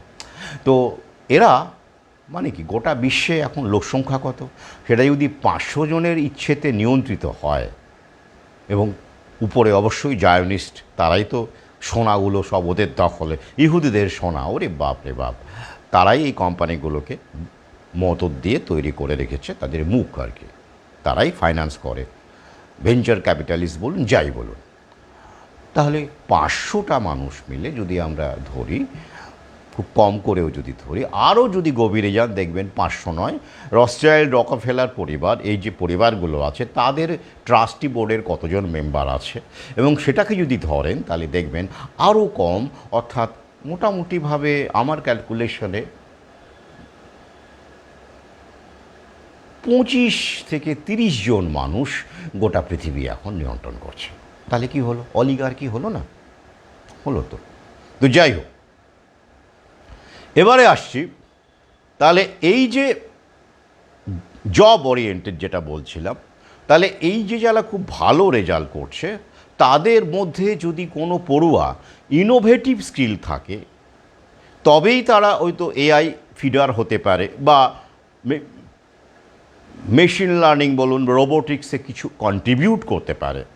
তাহলে তারা সফিস্টিকেটেড ওয়েতে ওই যেমন করে এসির মধ্যে অনেকেই এখন আছেন, এসি টেসি গাড়ির ফাড়ি নিয়ে, যদি তারা ভ্যাকসিন থেকে বেঁচে যান আর কি আগামীতে, যদি সুস্থ থাকতে পারেন, সুস্থ থাকুন আমি কামনা করব, তো তাহলে তারা ওই যে ডিজায়ার্ড লাইফস্টাইলের জন্য তারা বাবা মা তাদেরকে শেখাচ্ছে যে ক্যারিয়ারিস্ট হতে, এরা তো বেশি যারা হাই র্যাঙ্ক করে তারা তো ক্যারিয়ারিস্টই বটেই, বাবা মা তাদের ক্যারিয়ারিস্ট হতে শেখায়। আমাদের সভ্যতা তথা এই যে সভ্যতা আমাদের ক্যারিয়ারিস্ট হতে শেখায়। তো তারা ওই খুব পয়েন্ট কত পার্সেন্টেজ পৌঁছতে পারবে, বা 1% ধরুন পৌঁছতে পারবে, যারা এই এআই ফিড মেশিন লার্নিং থেকে শুরু করে এই যেগুলো, বা হেলথ সেক্টরের বা ইনোভেটিভ ভ্যাকসিন, এই যে মেসেঞ্জার আরএনএ ভ্যাকসিন হেলথে বা ড্রাগে, যেটা মানুষের কাছ থেকে মানে মানুষকে আরও বেশি অসুস্থ করে খুব সূক্ষ্মভাবে, কিন্তু ডাইরেক্টলি দিলেই মানুষ পড়ে যাবে তাহলে তো ধরে ফেলবে, এভাবে নয়, তিলে তিলে, এটাও একটা ইনোভেশন। অবশ্যই ভেক্টর ভাইরাল ভ্যাকসিন ইনোভেশন নয়? ভাবুন দেখি, কত বিলিয়ন ডলার ওরা ইনভেস্ট করে রিসার্চের জন্য। কেন করে? এটা কিছু গুঁজে দিলেই তো পারত, মানুষ মরে যেত ফটাফট। তাহলে কি মানুষ বুঝে যেত না? তাহলে এখনও যে অনেক মানুষ বলছেন ওই আমরা তো নিয়েছি, আমাদের তো কিছু হচ্ছে না, কেন? এটাই তো খেলা। এই জন্যই তো রিসার্চ, এই জন্যই তো রিসার্চ অ্যান্ড ডেভেলপমেন্ট, R&D। সবাই একসাথে সব সুস্থ হবে না, সবাই একসাথে মরবে না, সবার হার্ট অ্যাটাক ব্রেন স্ট্রোক হবে না, সবাই সুইসাইড ডিপ্রেশনে সুইসাইড করবে না। একদিকে আমাদের মানবদেহের বিভিন্ন রকম বৈশিষ্ট্য, আমরা একরকম নই, এ একটা ম্যাটার আছে। আমাদের ইমিউন সিস্টেমও একরকম নয়, এটাকে ধরে নিয়ে পাশাপাশি ওদের গবেষণা করেই ওরা ওটা বানায়। তো এটা ইনোভেটিভ স্কিল নয়, মারাত্মক ইনোভেটিভ স্কিল, কিন্তু ওই যে সর্বসাধারণের মঙ্গলের জন্য ব্যবহার না হয়ে কতিপয় মানুষের জন্য ইনোভেটিভ স্কিল ব্যবহার করা হচ্ছে, যা জনতাকে, সাধারণ মানুষকে নরকের দিকে ঠেলে দিচ্ছে।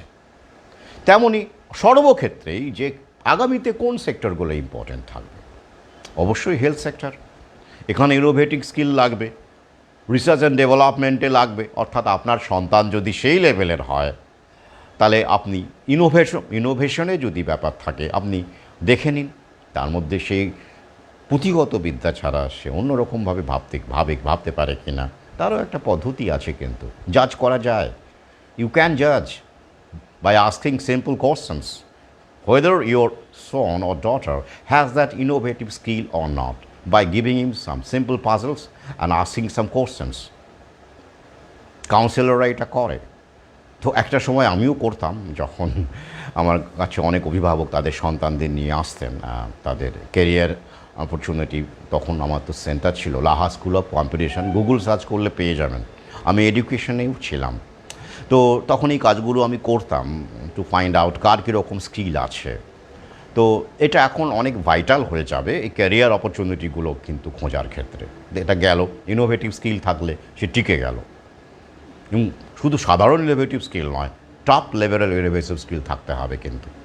তাহলে একটা সফিস্টিকেটেড কমফোর্টেবল লাইফ স্টেটাস যেমন আপনারা চাইছেন তেমন লাইফ সে লিড করতে পারবে, এবং তার ডিম্যান্ড থাকবে, কারণ সে কোম্পানিগুলোকে, কর্পোরেটগুলোকে ফিড করতে পারবে তাদের চাহিদা মতো।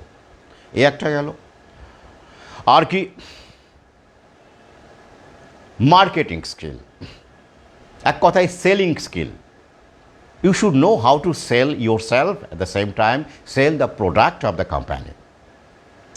এরকম বহু খবর আপনারা পাবেন, সোশ্যাল মিডিয়াতেও দেখবেন, যে ধরুন কেউ কোনো একজন দারুণ রেজাল্ট করেছে, তার সব কিছুতে ফার্স্ট ক্লাস, 50-60টা সার্টিফিকেট, 10-15টা মেডেল, ইউনিভার্সিটি টপার, এটা জওহরলাল ইউনিভার্সিটি টপার হতে পারে, দিল্লি ইউনিভার্সিটি টপার হতে পারে, কালকাটা ইউনিভার্সিটি টপার হতে পারে, ইউনিভার্সিটি টপার, সেও কোনো ভালো কাজ পাচ্ছে না, পছন্দের কাজ পাচ্ছে না, সামান্য ইন্টার্নশিপও পাচ্ছে না। কেন কেন পাচ্ছে না? আগে পেত, আজ থেকে 10 বছর আগে হলেও, এমনকি করোনা প্যান্ডেমিকের আগে হলেও পেত, কিন্তু এখন পাচ্ছে না কেন? ওই যে মার্কেটিং স্কিল, এক কথায় deliver, you have to deliver, you have to deliver. Your certificates are not enough, your medals my foot, if you fail to deliver. কীরকম? ধরুন একটি ছেলে, সে অ্যান্ড্রয়েড ফোন বিষয়ে দারুণ জানে, অপারেটিং সিস্টেম থেকে শুরু করে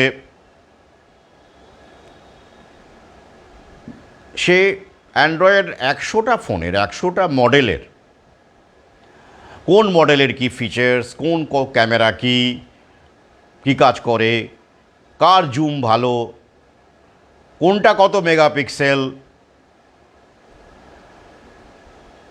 কোনটা স্ন্যাপড্রাগন, কোনটা কোন এলিট প্রসেসর, অনেক রকমের স্মার্টফোন আছে, কোনটা গরিলা গ্লাস, কোনটা সেরামিক গ্লাস, কোনটা ওয়াটার অ্যান্ড ডাস্ট রেজিস্ট্যান্ট, এগুলো সব জানে, মুখস্থ, তার গড়গড় গড়গড় করে বলে দেবে আপনাকে। তো এমন একজন ছেলেকে বা লোককে বা যুবক বা যুবতীকে কোনো কোম্পানি বা কোনো ফোনের দোকান রাখবে না যদি না সে মোবাইলটা সেল করতে পারে। অর্থাৎ আপনি যতই জানুন, আপনি অ্যান্ড্রয়েড ফোনের ফিচার্সগুলো মুখস্থ করে রেখে দিয়েছেন, ঘটাঘট বলে দিচ্ছেন, বাট জানেন আর কি, but you don't have the skill to sell. Marketing skill আপনার নেই, আপনি কাস্টমারকে কনভিন্স করতে পারছেন না। হয়তো আপনার জানেন, কিন্তু আপনার কথা বলার ভঙ্গিমা, থ্রোয়িংয়ের ভঙ্গিমা, ব্যবহার করার টেকনিক, কিভাবে ম্যানিপুলেট করতে হয় কাস্টমারকে, ক্লায়েন্টকে, সেটা আপনি জানেন না, আপনি পারেন না। তাহলে কি হবে? আপনার এই সমস্ত জ্ঞান ওদের কাছে মাইফুট, কিচ্ছু দরকার নেই। আপনি বললেন কিছুদিন টার্গেট যখন সে ফিল করতে পারবে না, বলবে এবার এসো ভাই, তোমার দ্বারা হবে না, তাই তো? Because he or she fails to deliver. তাহলে এখানে কি দরকার? Marketing skill or selling skill, যেটা দরকার টিকে থাকতে গেলে। আমি সর্বক্ষেত্রে, এটা আপনি যদি কর্পোরেটের মোবাইলের দোকান দিয়েই আমি একটা সহজ উদাহরণ দিলাম, এটা ব্যাপক অর্থে আপনি যেখানেই যাবেন, অমুক প্রোডাক্ট, জলের প্রোডাক্ট হতে পারে, ইউরেকা ফোপসের প্রোডাক্ট হতে পারে, অমুক প্রোডাক্ট হতে পারে, এখন তো সেগুলোই চলছে। আমাদের সহযোদ্ধারা কিন্তু বলছি ওই সব জল খাবেন না, টিউবওয়েলের জল খান, বা ওই শহরে না থাকলে টিউবওয়েল, শহরে থাকলে টিউবওয়েল তো পাবেন না, ওই যে ড্রামগুলো বাড়ি বাড়ি দিয়ে যায় 20 টাকা 25 টাকা জল, ওটা খান। কিন্তু ওই যেগুলো ইলেকট্রিকে চলে বা আরও ফিল্টার, একদম কোনো দরকার নেই। ফিল্টার যদি লাগেই তো পুরনো আমলের সেই ফিল্টারগুলো দেখবেন পাথরের পাওয়া যায় বা এমনি পাওয়া যায়, কারেন্ট ছাড়া চলে, সেইটা পান করুন। মনে রাখবেন, যত আধুনিক প্রযুক্তি তত বিপদ, যেটা আপনি শরীরের মধ্যে ঢোকাচ্ছেন, ভেতরে ঢোকাচ্ছেন, রক্তের মধ্যে ঢোকাচ্ছেন, সেটা তো আরও বেশি বিপজ্জনক। আপনি তো টাওয়ারগুলোকে তুলে দিতে পারেন না, 5G টাওয়ারকে বন্ধ করতে পারেন না, সেটা নেদারল্যান্ডস, ডেনমার্কের কিছু কিছু জায়গায় ওরা ভেঙে দিয়েছে। সব কি ভাঙতে পেরেছে? সেটা আপনার হাতে নেই, ঠিক আছে, সেখান থেকে পাচ্ছেন না, কিন্তু আপনি আপনার শরীরের মধ্যে কি ঢোকাবেন সেটা তো আপনার হাতে, অন্তত এখনও পর্যন্ত আছে। তো সেইটাকে অ্যালার্ট থাকুন, আমি বারবার করে বলছি। আধুনিক হন, প্রযুক্তি বাইরে রাখুন, স্মার্টফোন ব্যবহার করুন, ঠিক আছে, উপায় নেই, আপনাকে করতে হবে টিকে থাকতে গেলে, কিন্তু মিনিমাম ব্যবহার করুন, যতটা না করলে নয়। কিন্তু জল, খাদ্য, ঔষধ এগুলো যত আধুনিক হবে, তথাকথিত আধুনিক, তত বিপদ ডেকে আনবেন আপনি। তো যাই হোক, তাহলে ওটা গেল সেলিং বা মার্কেটিং স্কিল। কর্পোরেটের চাকরি থাকলেও চাকরি নেই, তো তাদেরকে আপনি জ্ঞানীগুণী সার্টিফিকেট ধুয়ে এই যে মেডেল, অমুক ইউনিভার্সিটির টপার, ওসব দিয়ে ওরা কিচ্ছু হবে না। আপনাকে হয় at the end of the day, আপনি যদি কোনো ইন্স্যুরেন্স কোম্পানিতে আপনার সন্তান চাকরি পায়, at the end of the day তাকে পলিসি সেল করতে হবে। সে যদি কোনো ব্যাংকে চাকরি করে, কোনো কর্পোরেট ব্যাংকে, সেটা অমুক ব্যাংক হতে পারে, তমুক ব্যাংক হতে পারে, তাকে at the end of the day mutual fund কতগুলো সে সেল করলো, এফডি কতগুলো করলো। এমনকি এখন অপারেশনস ব্যাংকের, একটা সময় ছিল অপারেশনসে এরকম টার্গেট দিত না, শুধু সেলসে টার্গেট দিত, কিন্তু ইদানিং অপারেশনসেও কিন্তু টার্গেট ঢুকে গেছে। খোঁজ নিয়ে দেখবেন যারা আপনাদের, হ্যাঁ টার্গেটের ব্যাপারটা হয়তো চাপটা কম, কিন্তু তাদেরকেও কিন্তু এই সেলিংয়ের কাজগুলো করতে হচ্ছে, দায়িত্ব নিয়ে বলছি, ঢুকে গেছে। তো অর্থাৎ ইউ হ্যাভ টু ডেলিভার, গেল যে কোনো সেক্টরে ইউ হ্যাভ টু ডেলিভার। তাহলে এবার ধরুন আপনি চাকরি করবেন না, এগুলো তো সব লাগছে, চাকরির ক্ষেত্রেতেই লাগছে এগুলো। জব থাকলো আরেকটা স্কিল, এন্টারপ্রেনার স্কিল, অর্থাৎ আপনি ছোটই হোক আর বড় হোক, ওই যে আপনি দেখবেন অনেকেই অমুক এমবিএ চাওয়ালা, অমুক ভাইরাল হচ্ছে, তো জানেন এটা কিন্তু না খেয়ে মরছে না, এরা কিন্তু অনেকেই ভালো উপার্জন করছে। তার মানে কি, তাদের কিন্তু এন্টারপ্রেনার স্কিল আছে, তারা জানে যে কিভাবে কোনটা করতে হবে, কি কাজটা করতে হবে। হ্যাঁ, সে চা বিক্রি করুক আর ঘুগনি বিক্রি করুক, they have the entrepreneur skill. Entrepreneur মানে ওই যে জানেন যে আপনি যখন কোনো উদ্যোগ নিচ্ছেন, উদ্যোগ নিচ্ছেন, সেটা লার্জ স্কেলেও হতে পারে। শুরুতে তো আপনি লার্জ স্কেলে এন্টারপ্রেনার হবেন না। একটা সামান্য ঘুগনির দোকানে যে করে, সেও কিন্তু আমার কাছে এক অর্থে সেলফ এমপ্লয়েড এবং এন্টারপ্রেনার, অবশ্যই এন্টারপ্রেনার। কিন্তু তার যদি স্কিল থাকে, সে সেটাকে কিন্তু বাড়াতে পারে এবং বাড়িয়ে আপনি দেখবেন, আমার পরিচিত এরকম কচুরির দোকান আছে, তার বাড়ি, সে কচুরি ভেজেই একদিনে হয়নি, সে বাড়ি করেছে, তার 2 চাকা আছে।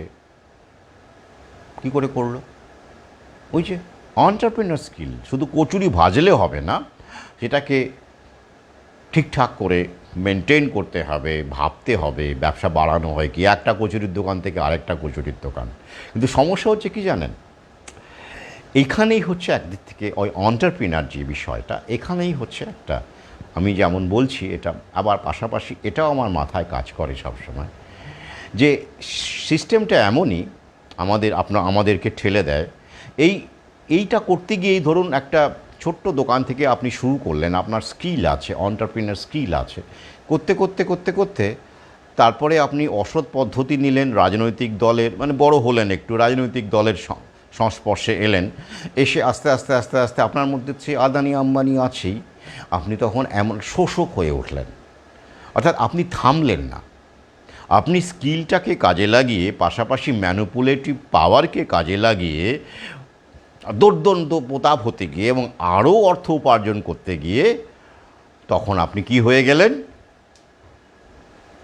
ক্যাপিটালিস্ট হয়ে গেলেন। একটু সভ্যতার সেখানেই সমান। অর্থাৎ we should know where to stop. আমরা একটা পারি না। অর্থাৎ একজন মানুষ যখন সে দেখলো যে না, আমি যা উপার্জন করে নিয়েছি, যতটা করেছি বা যতটা বাড়িয়েছি, এতে করে আমার চলে যাবে, আমার সন্তানদেরও চলে যাবে, অন্তত আমি ব্যবসাটা আছে, তারা বাড়ালে বাড়াবে, আমি দরকার নেই, আমার মোটামুটি হয়ে গেছে, এতে আমি এরপরে আমি লাগাম দেব। কেউ করে এরকম? করে না। করলে পৃথিবীটা এমন হতো না, এরকম পৃথিবীটা হতো না। কারণ আমরা আরও চাই। এই করতে অনেকেই আবার দেখবেন পারে না, ওই যে আত্মহত্যা করে, প্রচুর লোন নিয়ে ব্যবসায় খাটাতে গিয়ে এমন অবস্থা হয় যে অত্যধিক লোন নিয়ে আর সামলাতে পারেনি, পাওনাদারের চাপে সপরিবারে আত্মহত্যা, এমন ঘটনাও তো ঘটে। এরাও কিন্তু এন্টারপ্রেনার, খোঁজ নিয়ে দেখবেন এন্টারপ্রেনার। এবং তারা ওইটা করতে গিয়ে, আরও লোভ করতে গিয়ে তারা স্কিলের সঙ্গে তার এবিলিটির ব্যালেন্সটা করতে পারেনি। তো এটা থাকে আমাদের মধ্যে। তো we should know where to stop, এটা আমাদের ক্ষমতা কিন্তু দিয়েছেন প্রকৃতি আমাদের মধ্যে। আমাদের যেমন লোভ দিয়েছে, আমাদের যেমন মারাত্মক রকমের কন্ট্রোল করার ইচ্ছে দিয়েছে, পাশাপাশি প্রকৃতি কিন্তু সংযমও দিয়েছে। কিন্ডল অ্যান্ড রেস্ট্রেইন, ওয়ারশতের একটা কবিতা আমার খুব প্রিয়, লুসি পোয়েমস, তার মধ্যে একটি কবিতা। তো এই কিন্ডল অ্যান্ড রেস্ট্রেইন, এই দুটোর ব্যালেন্স অত্যন্ত জরুরি, যেটা আমরা করতে পারি না। যাই হোক, আমি এটাই বললাম, অর্থাৎ এন্টারপ্রিনার স্কিল থাকলে এই তিনটে স্কিলই আগামীতে টিকে থাকবে। স্বনিযুক্তির ক্ষেত্রে এন্টারপ্রিনার স্কিল, আর জবের ক্ষেত্রে। আর এন্টারপ্রিনার হতে গেলে তো তিনটে স্কিল, দারুণ সফল এন্টারপ্রিনার হতে গেলে তো এই তিনটে স্কিলই লাগবে। তার অবশ্য এন্টারপ্রিনার স্কিলের মধ্যে কিন্তু সেলিং স্কিলটাও আছে, ইনোভেটিভ স্কিলটাও একটা পর্যন্ত আছে। অর্থাৎ সেই যে কাজটা সে করছে, সে কচুরি ভাসছে, এবার সে ইনোভেট করে সে কচুরিটাকে অনেক রকমের তো করছে। আপনি জানেন কড়াইশুঁটির কচুরি, এটা একটা ইনোভেশন অবশ্যই। এরকম সে ইনোভেট করে এমন একটা কিছু কচুরি, সুস্বাদু কচুরি বানালো, সেটাও তো একটা ইনোভেশন স্কিল। অর্থাৎ এন্টারপ্রিনার স্কিলের মধ্যে কিন্তু এই তিনটে স্কিলই থাকছে। এই তিনটে স্কিলের ব্যালেন্স যে করতে পারবে সে তখন তাড়াতাড়ি সফল হবে। কিন্তু জবের ক্ষেত্রে কিন্তু এই দরকার নেই। আপনি ইনোভেটিভ স্কিল যদি থাকে আপনার সেই লেভেলের, তাহলে আপনি জব করেই কোন কোন সেক্টরে কোথায় আমি বলে দিলাম, আপনার সন্তান টিকে থাকতে পারবে। আর সেলিং মার্কেটিং স্কিলেও তো একই কেস, তাকেও জব করে সে টিকে থাকতে পারবে। আর এন্টারপ্রিনার স্কিলটা একদমই আলাদা, সবার থাকে না। গেল। তাই সেই হিসেবে কিন্তু যারা র্যাঙ্কিং করছে যাদের সন্তান সন্ততি, তারা সেইভাবে কিন্তু কোন স্ট্রিমে পড়বে, কি পড়বে, কোন দিকে যাবে ঠিক করুন। নইলে কিন্তু ফ্রাস্ট্রেশনে শেষ, আপনারাও শেষ, সন্তান সন্ততিও শেষ। এরকম বহু সন্তান সন্ততির কথা আমি জানি। এই যেমন ধরুন, তারা এসএসসির জন্য এখনও বসে আছে, আমি বহু আগে অ্যালার্ট করে দিয়েছি। এখনও যারা এমএ পড়বে, এমএসসি পড়বে, কোনো লাভ নেই, শেষ। আপনি কী করবেন? আপনি বাংলা হিস্ট্রিতে, আপনি ভূগোলে এমএ করবেন, এমএসসি করবেন, না, লাভ নেই, কিচ্ছু নেই। ডিগ্রিগত, এখানে স্কিল বেসড নয়, অ্যাকাডেমিক স্কোর। এমনকি অঙ্কের ক্ষেত্রেও বলছি, যদি না আপনি টপ লেভেলের কোনো জায়গা থেকে পিএইচডি করতে পারেন, কোন টপ লেভেল? কলকাতা ইউনিভার্সিটি? না না না না, TIFR, Tata Institute of Fundamental Research, ISI, Indian Statistical Institute, Indian Institute of Science and Scientific Research, IISR, ACR, এরকম। তো এই সব জায়গা থেকে যদি পিএইচডি করতে পারেন, তবেই আপনি এমএসসি করান না সন্তানকে অঙ্কে। বোঝাতে পেরেছি? নইলে শেষ, কোনো লাভ নেই। সেই লেভেলের যদি ইনোভেটিভ এবং মস্তিষ্ক থাকে, তবেই মাথায় এমএসসি করার। নইলে কী করবে এই মাস্টার ডিগ্রি করে? এই যে কত মাস্টার ডিগ্রি আছে বলুন তো অঙ্কের, চাকরি, স্কুল এসএসসির কথা ভেবেছিল তারা, অধ্যাপনার কথা তারা ভেবেছিল, কোথায় কোথায় নিয়োগ? তাহলে আশা করি বোঝাতে পেরেছি। যুদ্ধ কিন্তু শুরু হয়ে গেছে। যুদ্ধে আমরা ওই দ্বিতীয় খণ্ডে আপনারা পড়েছেন, প্রায় 200 পাতা পড়ো না, তৃতীয় বিশ্বযুদ্ধ চ্যাপ্টারটি। যারা বই সংগ্রহ করছেন তারা পড়ুন, ওই চ্যাপ্টারটি আগে পড়ুন, সতর্ক হতে পারবেন। কি হয় যুদ্ধে? বোমায় মরে, প্লেনে মরে, প্লেন থেকে বোমা ফেলে, বাড়িঘর ভেঙে মরে, এইভাবে মরে তো মূলত। আর এই যুদ্ধ, এটাও তৃতীয় বিশ্বযুদ্ধে চলছে। কিসে মরবে? ভ্যাকসিনে মরবে, বহু ডিপপুলেশন। কিসে মরবে? জীবিকাহীনতায় মরবে। জীবিকাই নেই, কী করবে?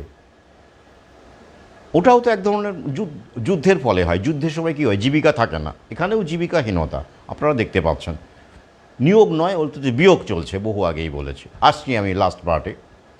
জীবিকাহীনতায় ভুগবে।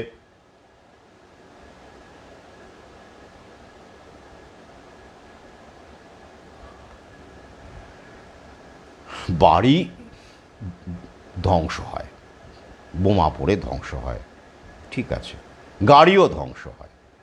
এবার গাড়ি ধ্বংসটা অন্যভাবেও করা যায়। বাড়ি যা হয়েছে হয়েছে, আর নতুন বাড়ি হবে না। কী করবেন? কে বানাবে? কোত্থেকে হবে? আগামী এই যে যুবক যুবতীরা, তারা কজন বাড়ি করতে পারবে? কজন ফ্ল্যাট করতে পারবে? কজন করতে পারবে? কজন জায়গা কিনতে পারবে? সুতরাং এই রিয়ালটি মার্কেটে আগামীতে কিন্তু দারুণ রকমের কারেকশন হতে চলেছে। যারা এই সেক্টরে আছেন তারাও ভাববেন, অনেক কিছু দেখবো আমরা এই রিসেটে। তো যাই হোক, এবারে আসছি তাহলে, অ্যালার্ট থাকুন সন্তান সন্ততিকে কী পড়াবেন সে বিষয়ে। কাউন্সিলরের পরামর্শ নিন, টেস্ট করুন, কথা বলুন, দেখুন তার মধ্যে কোন স্কিলটা আছে। 9-10 মাধ্যমিক মানে যথেষ্ট বোঝা যাবে। প্রশ্ন করে কিছু জিনিস সলভ করতে দিয়ে, কিছু পাজল বা কিছু কোশ্চেন্স করে কিন্তু সহজেই বের করে আনা যাবে যে তার মধ্যে কোন স্কিলটা আছে বা সবগুলোই আছে কি না। এবারে আসছি শেষ জায়গায়, শেষ অংশে, সরকারি শিক্ষকদের ভবিষ্যৎ। আমি প্রথম দিকের লাইভগুলোতে অন্তত এইটা আশা করেছিলাম, ভুল আশা করেছিলাম, তবুও একটা আশা ছিল যে শিক্ষকের প্যানেল, যে প্যানেলের কথা বলা হচ্ছে 2016 প্যানেল যখন একসাথে বাতিল হয়েছে, তাহলে একসাথেই লড়াইটা হওয়ার কথা ছিল। কিন্তু এটাও আমি বলেছিলাম, ডিভাইড অ্যান্ড রুল যদি হয়, যেটা ওদের টার্গেট, তাহলে কিন্তু সবাই না হলেও পার্ট বাই পার্টকে ভোগানো হবে। সেই প্রক্রিয়া শুরু হয়ে গেছে।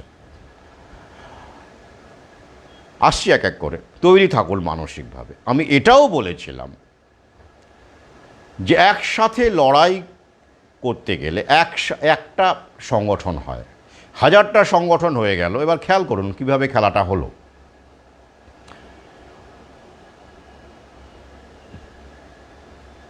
বিকাশ রঞ্জন বাবু কিন্তু যোগ্য অযোগ্যের নাম করে প্যানেলটা ক্যান্সেল করাননি।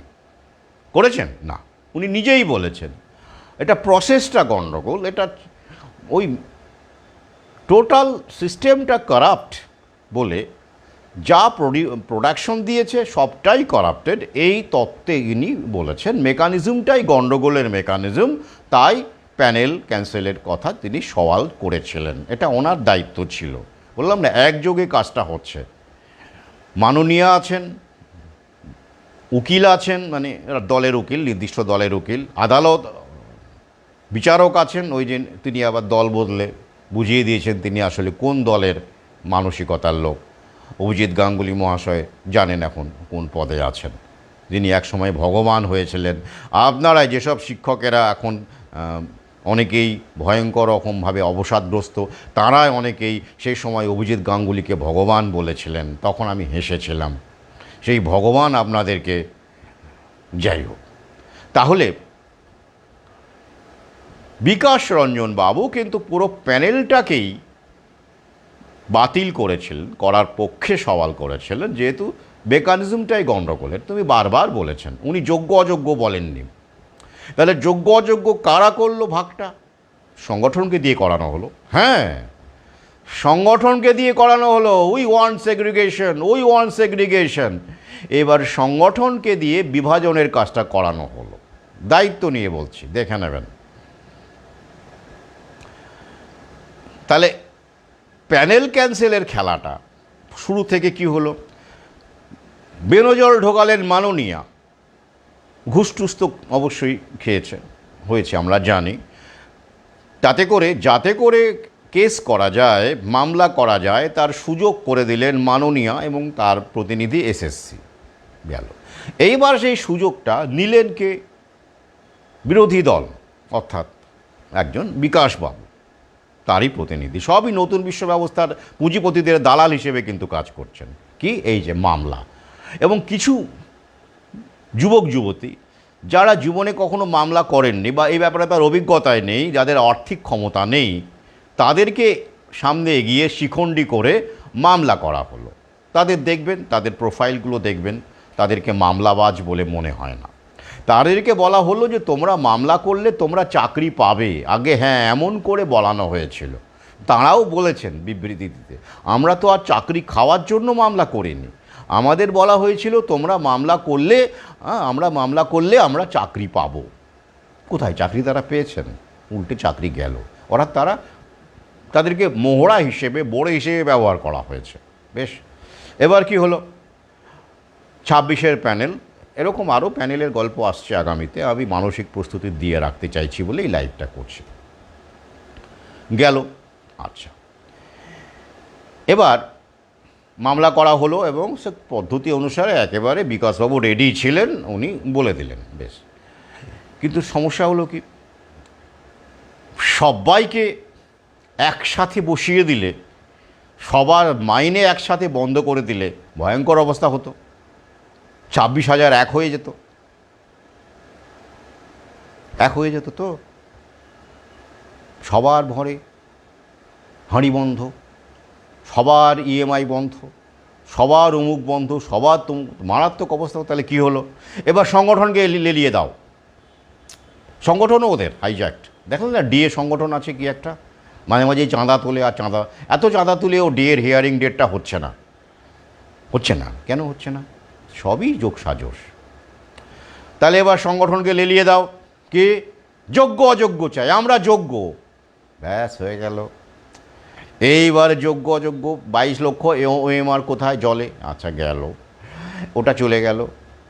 হ্যাঁ, টাকা ফেরতের ব্যাপার নেই, নিশ্চিন্ত থাকুন। হ্যাঁ, অনেকে প্রশ্ন করছেন, টাকা ফেরতের গল্প নেই এখানে, ওইটা হবে না। মানে সবগুলো মেনটেন হবে না, যেগুলো ওদের দরকার ইমিডিয়েট সেগুলো মেনটেন হবে। রায়ের সবগুলো মেনটেন হয়েছে? এটা তো ডিক্রি নয়, এটা তো ভার্ডিক্ট। বারবার বলেছি, ডিক্রি হলে সব কটা হতো, এবং টাইম বাউন্ড ম্যানারে হতো। কিছু হয়েছে? আচ্ছা, টেন্টেডের মধ্যে নাকি আনটেন্টেড, অ্যান্টেডের মধ্যে টেন্টেড, সব ভুল ভালো হয়েছে। তো এটা কেন করা গেল? সংগঠনকে কাজে লাগিয়ে সেগ্রিগেশন করা হলো, যাতে করে 26,000কে একসাথে পানিশ করলে মারাত্মক একটা গণ আন্দোলন হতে পারত।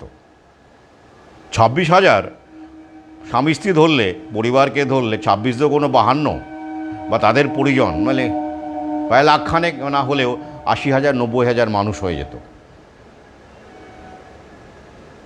তাই কি করা হলো? ভেঙে দাও, ডিভাইড অ্যান্ড রুল করো। সবাইকে একসাথে বসানো যাবে না, সবার বেতন একসাথে বন্ধ করা যাবে না, তাই কায়দা করো। আর কায়দা করেই সংগঠনকে দিয়ে, এদিকে অশিক্ষক কর্মচারীদের সংগঠনও আছে, এদিকে টেন্টেডদের সংগঠন হয়ে গেল, ওদিকে আনটেন্টেড। যেহেতু যোগ্য অযোগ্য গল্প চলে এলো, ব্যাস ভাগাভাগি হয়ে গেল। এইবার বসাও, এক এক করে শুরু হয়ে গেছে। আর কি, যেটা আমি আশঙ্কা করেছিলাম, আমার সত্য ছিল যে একসাথে লড়তে হবে। 26,000 প্যানেল, এতগুলো ভাগাভাগি, ডিভাইড অ্যান্ড রুলের ব্যাপারে সতর্ক করে দিয়েছিলাম, ভিডিওগুলো ভালো করে শুনবেন। আর কি বলেছিলাম? উকিল যদি ঠিকঠাক হয়, কি যে উকিল আর্টিকেল 21-এর কথা তুলবে, রিভিউয়ে যদি তোলে, মনে হয় না তুলবে, ওইটাই হচ্ছে রক্ষা কবচ সরকারি কর্মচারীদের, বা তথা সরকার যাদের ছাঁটাই করবে তাদের জন্য রক্ষা কবচ হচ্ছে আর্টিকেল 21। রিভিউতে কি সেটা তোলা হবে? কি সেটা সংক্ষেপে, কোনো মানুষের জীবিকা ছিনিয়ে নেওয়ার ক্ষমতা সরকারের নেই, যদি তার সেটা একমাত্র জীবিকা হয়ে থাকে। অবশ্যই একমাত্রই তো জীবিকা, এবং সরকার যাকে কাজ দিচ্ছে সেটা সরকারের ভুলে, মানে নিয়োগকর্তা, মানে সরকার যেখানে নিয়োগকর্তা, রাজ্য সরকার নিয়োগকর্তা, তো তার ভুলে, এবং সেই কারণে চাকরি চলে যাওয়া, মানে livelihood, right two live and livelihood article 21, এটা কখনোই লঙ্ঘিত হতে পারে না। এইটা কি কোনো উকিলবাবু তুলবেন রিভিউয়ের সময়? এখানে অনেকগুলো পয়েন্ট আছে, এই রাইট টু লাইফ অ্যান্ড লাইভলিহুডে অনেকগুলো পয়েন্ট আছে। সেটাকে যদি আমরা বিস্তার করি তাহলে কি পাবো? এতগুলো পরিবার, মানে 26,000 যদি একসাথে হতো তাহলে তো প্রশ্নই ছিল না, কিন্তু হলো না, তার আগেই ভাগাভাগি হয়ে গেল। তবুও রিভিউটা যদি একসাথে সবাইকে নিয়ে করে, আমার মনে হয় কি সেটা রিভিউটা কি মাননীয় সবাইকে নিয়ে একসাথে করবেন? মনে হয় না। যাই হোক, যদি করেন হিসেব মতো কিন্তু করা উচিত, কারণ পুরো প্যানেল তখন গেছে, তো রিভিউটা তো পুরো প্যানেলকে নিয়েই করা উচিত।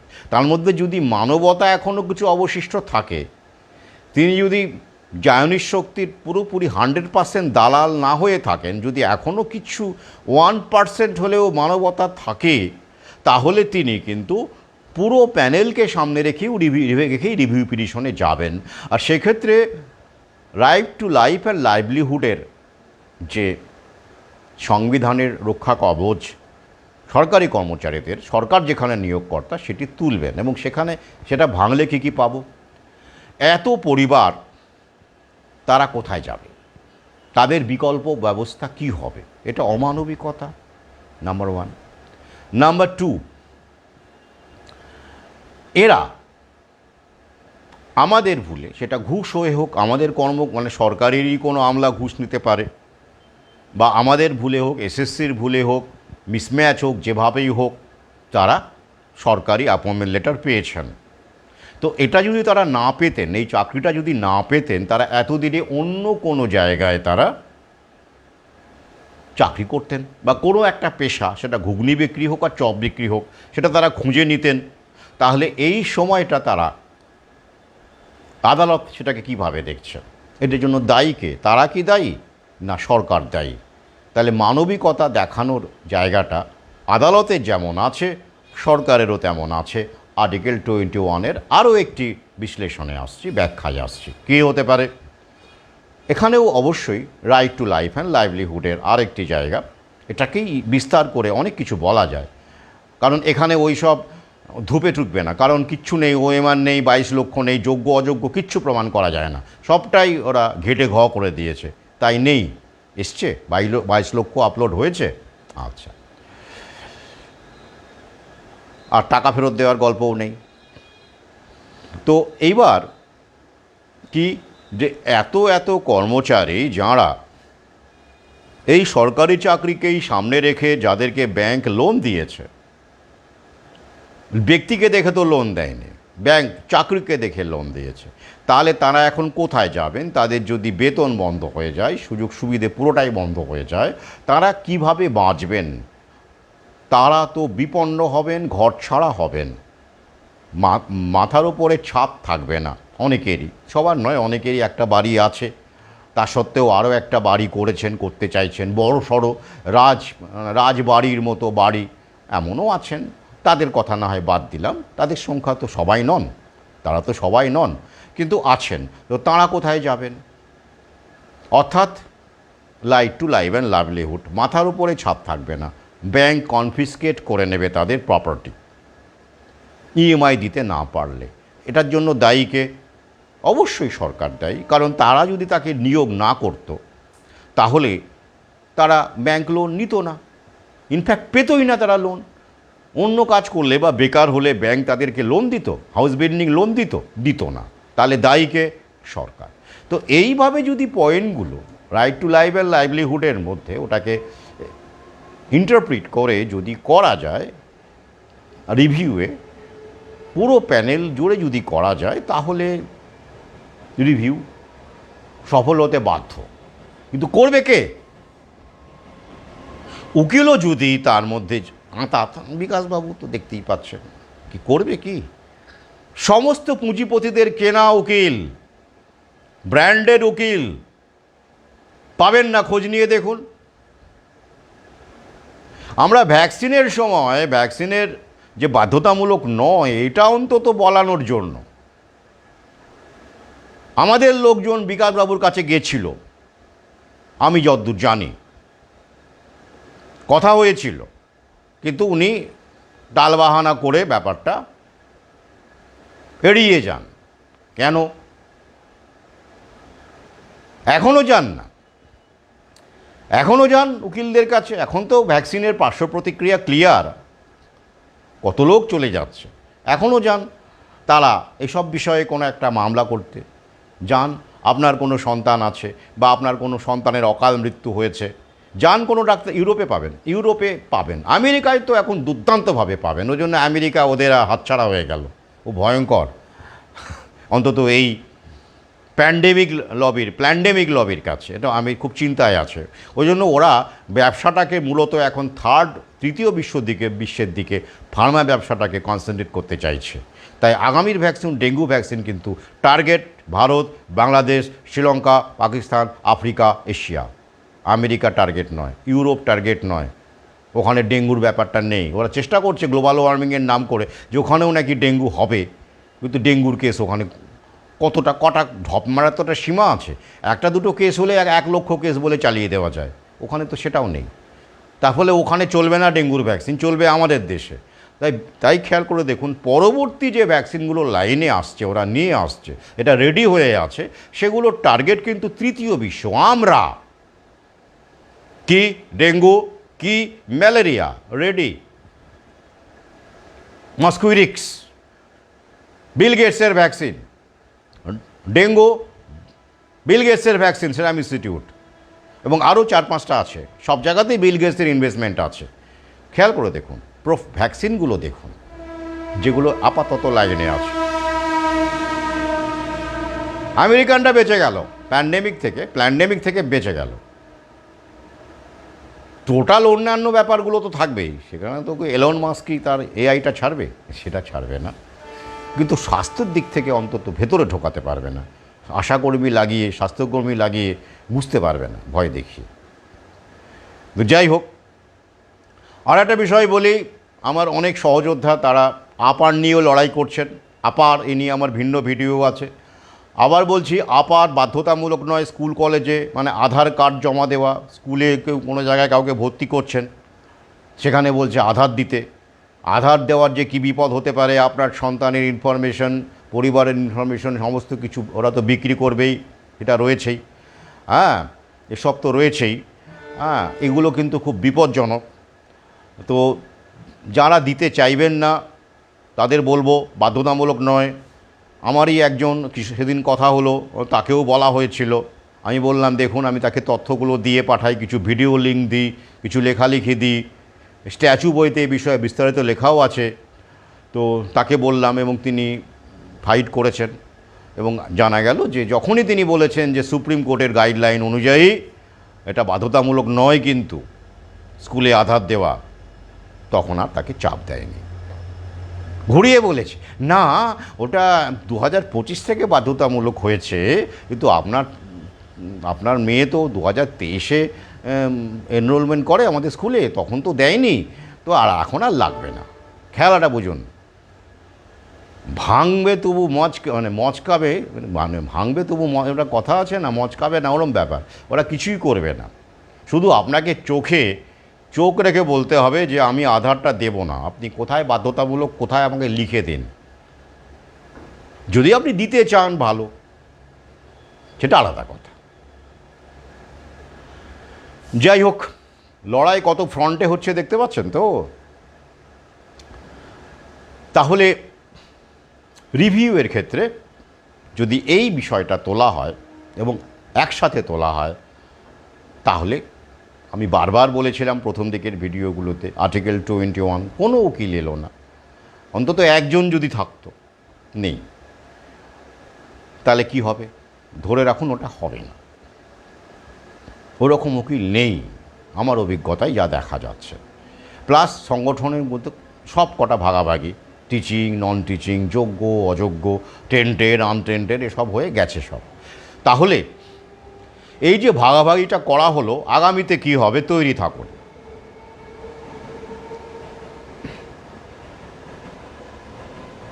ভাতা উনি ঘোষণা করেছেন মিটিংয়ে, যদিও ভাঁওতা বলা হতে পারে, তবে ভাতার প্রসেস করতে সময় লাগে, ওটা শ্রম দপ্তরকে দিয়ে করাতে হয়। সঙ্গে সঙ্গে ফল মিলবে এমনটা নয়, অর্থটাকে মঞ্জুরি করতে হবে। এটা তো 1 লক্ষ 2 লক্ষের ব্যাপার না, এতগুলো লোক আছে, তো কোটির ব্যাপার। তো সেটা এখনই কিছু বলা যাচ্ছে না, তো সময় দিতে হবে। শ্রম দপ্তরের মাধ্যমে উনি দেবেন, একটা প্রসেস করতে সময় লাগবে। গেল বাকি টেম্পোরারি পোস্ট, সুপার নিউমারারি পোস্টে কতজনকে ঢোকাবেন এই সব জায়গা থেকে সেটাও জল্পনার বিষয়। তবে ক্লারিক্যাল ক্ষেত্রে আমি আগের ভিডিওতে বলেছি ক্লার্কের প্রয়োজন নেই, আর শেষ। এআইয়ের যুগে এবং ওই আপলোডের যুগে আপনারা তো জানেন স্কুল থেকে শিক্ষকরাই করে দিতে পারেন যুগে ক্লারিকে কাগজে ওই এন্ট্রি করা, স্টুডেন্ট এন্ট্রি কাগজে খাতায়, আপনারা তো তাই করতেন আগে, অমুক তমুক। এখন আবার অনেক স্কুলে বায়োমেট্রিক চলে আসছে, অনেক রকম বিষয় আসছে। তো সুতরাং ওই খাতা মেনটেন করা, বুক কিপিংয়ের কাজকর্ম করা, সেটা কাগজে কলমে আর হচ্ছে না, আমি আগের ভিডিওতে বলেছি। তাই ক্লার্ক পোস্টটা স্কুলে নিয়োগই হবে না। কন্ট্রাক্ট বেসিসে তবু শিক্ষক নিয়োগ হতে পারে আগামীতে, টেম্পোরারি বেসিসে শিক্ষক নিয়োগ হতে পারে, চুক্তি ভিত্তিতে ওই যে বললাম কন্ট্রাকচুয়াল হতে পারে, কিন্তু ক্লার্কের পদ আর থাকবে না, এটা একদম লিখে রাখুন। তাহলে কি হবে, রিলোকেট করতে পারে কোনো কোনো জায়গায় অন্য ডিপার্টমেন্টে টেম্পোরারি হিসেবে।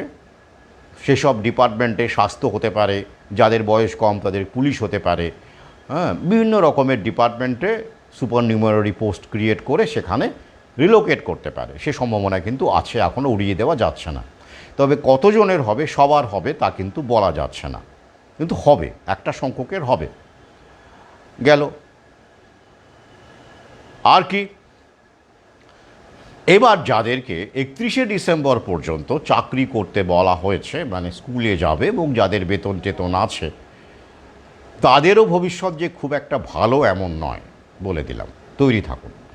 যদি পরীক্ষাটা একবার নিতে পারে ওরা, আদালতকে দিয়ে কোনোভাবে কন্ডিশন করে যদি নোটিফিকেশনটা জারি করে ফ্রেশ রিক্রুটমেন্ট করে যদি নিতে পারে, এবং তথাকথিতভাবে ওয়েটেজ দিয়ে যারা অলরেডি চাকরি করছেন তাদেরকে দিয়ে এরকম একটা ললিপপ ঝুলিয়ে যদি পরীক্ষাটা একবার নিতে পারে, তাহলে ধরে রাখুন আপনাদের গেছে, মানে আর ভাতার লাইনে আপনারাও দাঁড়িয়ে গেলেন, বা ওই টেম্পোরারি জবের লাইনে আপনারাও দাঁড়িয়ে গেলেন, পরীক্ষাটা যদি মাননীয়া নেওয়াতে পারে। এবং সেই দিকেই টার্গেট, কারণ ভাগাভাগি হয়ে গেছে। আপনারা একসাথে 26,000 আর পথে নামবেন না, যে স্বপ্ন কি দেখার কোনো চান্স নেই। শিক্ষকদের মধ্যে ওই যে আমি বহু আগেই বলেছিলাম, কাক কাকের মাংস খায় কিনা জানি না, তবে শিক্ষক শিক্ষকের মাংস তৃপ্তি করেই খায়, তাই তো? সেটাই হয়েছে।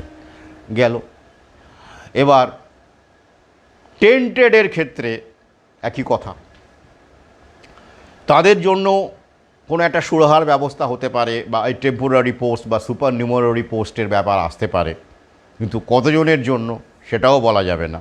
সেটা সামনে ইলেকশন, অবশ্যই কিছু রিলিফ মাননীয়া দেবেন হাততালি কুড়োনোর জন্য বা বাহবার জন্য বা নিজের টিআরপির জন্য। সেটা রিভিউয়ের পরে কিন্তু বোঝা যাবে, এখন নয়। রিভিউটা হবে, তারপরে কিন্তু বোঝা যাবে কি দাঁড়াচ্ছে। পাশাপাশি আরও একটা ক্যালকুলেশন আছে। কি ক্যালকুলেশন? সোমবার দিন, মানে পরশু দিন, 32,000-এর প্রাথমিক শিক্ষকের যে শুনানি আপনারা জানেন, তপব্রত চক্রবর্তীর আরেকজন ডিভিশন বেঞ্চে হবে। সেইখানকার রায়ের উপরেও কিন্তু সুপার নিউমারারি পোস্ট কত লাগবে, কি ব্যাপার, ভাতা কতজনকে আবার দিতে হবে, ইত্যাদি ইত্যাদি। আবার পুরো প্যানেল, ওই যে আবার অনেকগুলো, আপনারা তো জানেন, পরে আবার 16,500 নিয়েছে, অনেকগুলো ভাগে ভাগে সেখানে নিয়েছে, আপনারা জানেন। প্রথমে প্রায় 43,000, তারপরে 16,500, তো এরকম ভাগ আছে। তো সেখানে সেটা রিলেট করে একসঙ্গে করে মামলা হবে, আমি শিওর। অর্থাৎ 32,000-কে আদালত যদি ছাঁটাই করে দেয়, তখন 32,000 বলবে তাহলে তো ওই একই টেট থেকেই নিয়োগ হয়েছে, তাহলে সবাইকেই মামলার পার্টি করা হোক। 16,500 কেন বাদ যাবে, ট্রেন্ড কেন বাদ যাবে, অ্যাপটিটিউড টেস্ট তো হয়নি, সবার ক্ষেত্রেই তো হয়নি, ইত্যাদি ইত্যাদি। এইসব অনেক প্রসঙ্গ আসবে। তারপরে বলা হতে পারে ওই যে রিজার্ভেশনের নীতি মানা হয়নি, তো সবার ক্ষেত্রেই মানা হয়নি, ট্রেন নন ট্রেন তাহলে সবার ক্ষেত্রেই মানা হয়নি। সুতরাং একটা খিচুড়ি তো ওখানে পাকবেই, কারণ 32,000-কে যদি বাতিল করে তারা কি ছাড়বে? ছাড়বে না, উকিলও চাইবে না তারা ছাড়ুক। উকিল বলবে এবার আপনারা এদেরকেও জুড়ে দিয়ে একটা কম্বাইন্ড একটা মামলা হতে পারে। খেয়াল, তখন আবার এই হিসেবটা এদিকে ধরুন এতগুলো ভাতা প্রসেস করতে হবে তো, বা সুপার নিউমারারি পোস্ট, বা এদিকে অমুক, এগুলোর একটা ব্যালেন্সিং ক্যালকুলেশনের একটা হিসেব আছে, তাই না? বুঝতে হবে, লাইনে তো প্যানেলগুলো আছে।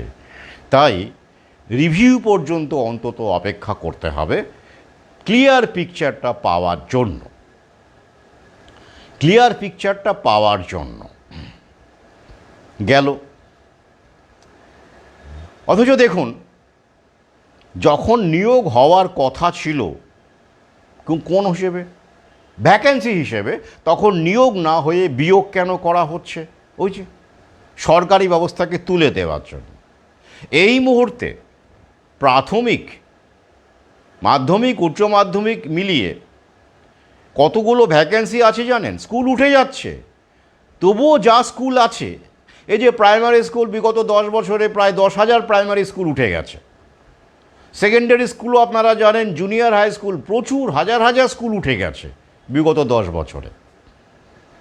তা সত্ত্বেও শিক্ষক নিয়োগ যেহেতু বন্ধ আছে, তবুও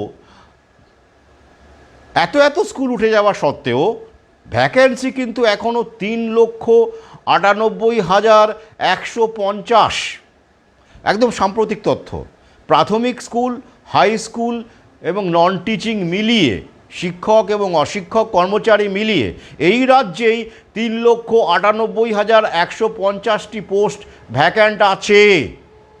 এত স্কুল উঠে যাওয়ার পরও নিয়োগ হচ্ছে না, তাহলে বিয়োগ হচ্ছে। খেলাটা বুঝতে পারছেন? শুধু তাই নয়, 614টি মাদ্রাসা যদি ধরা যায়, তাতেও 10,000 পোস্ট, শিক্ষকের পোস্ট খালি আছে 614টি মাদ্রাসায়। কোথায় নিয়োগ হচ্ছে? কত নিয়োগ হচ্ছে?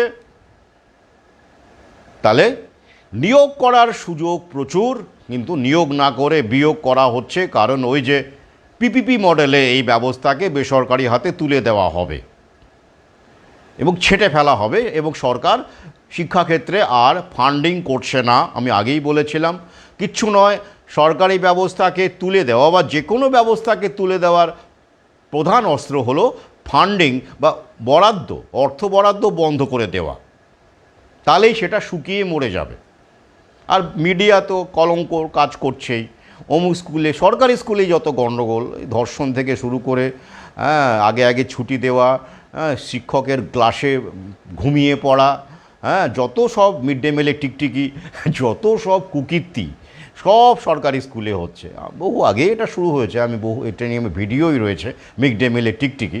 তো এগুলো তো হচ্ছেই। মিডিয়াও ওদের ম্যানেজ করা মিডিয়া, দালাল মিডিয়া, আবার সব কিছুই ওদের ম্যানেজ করা হচ্ছে।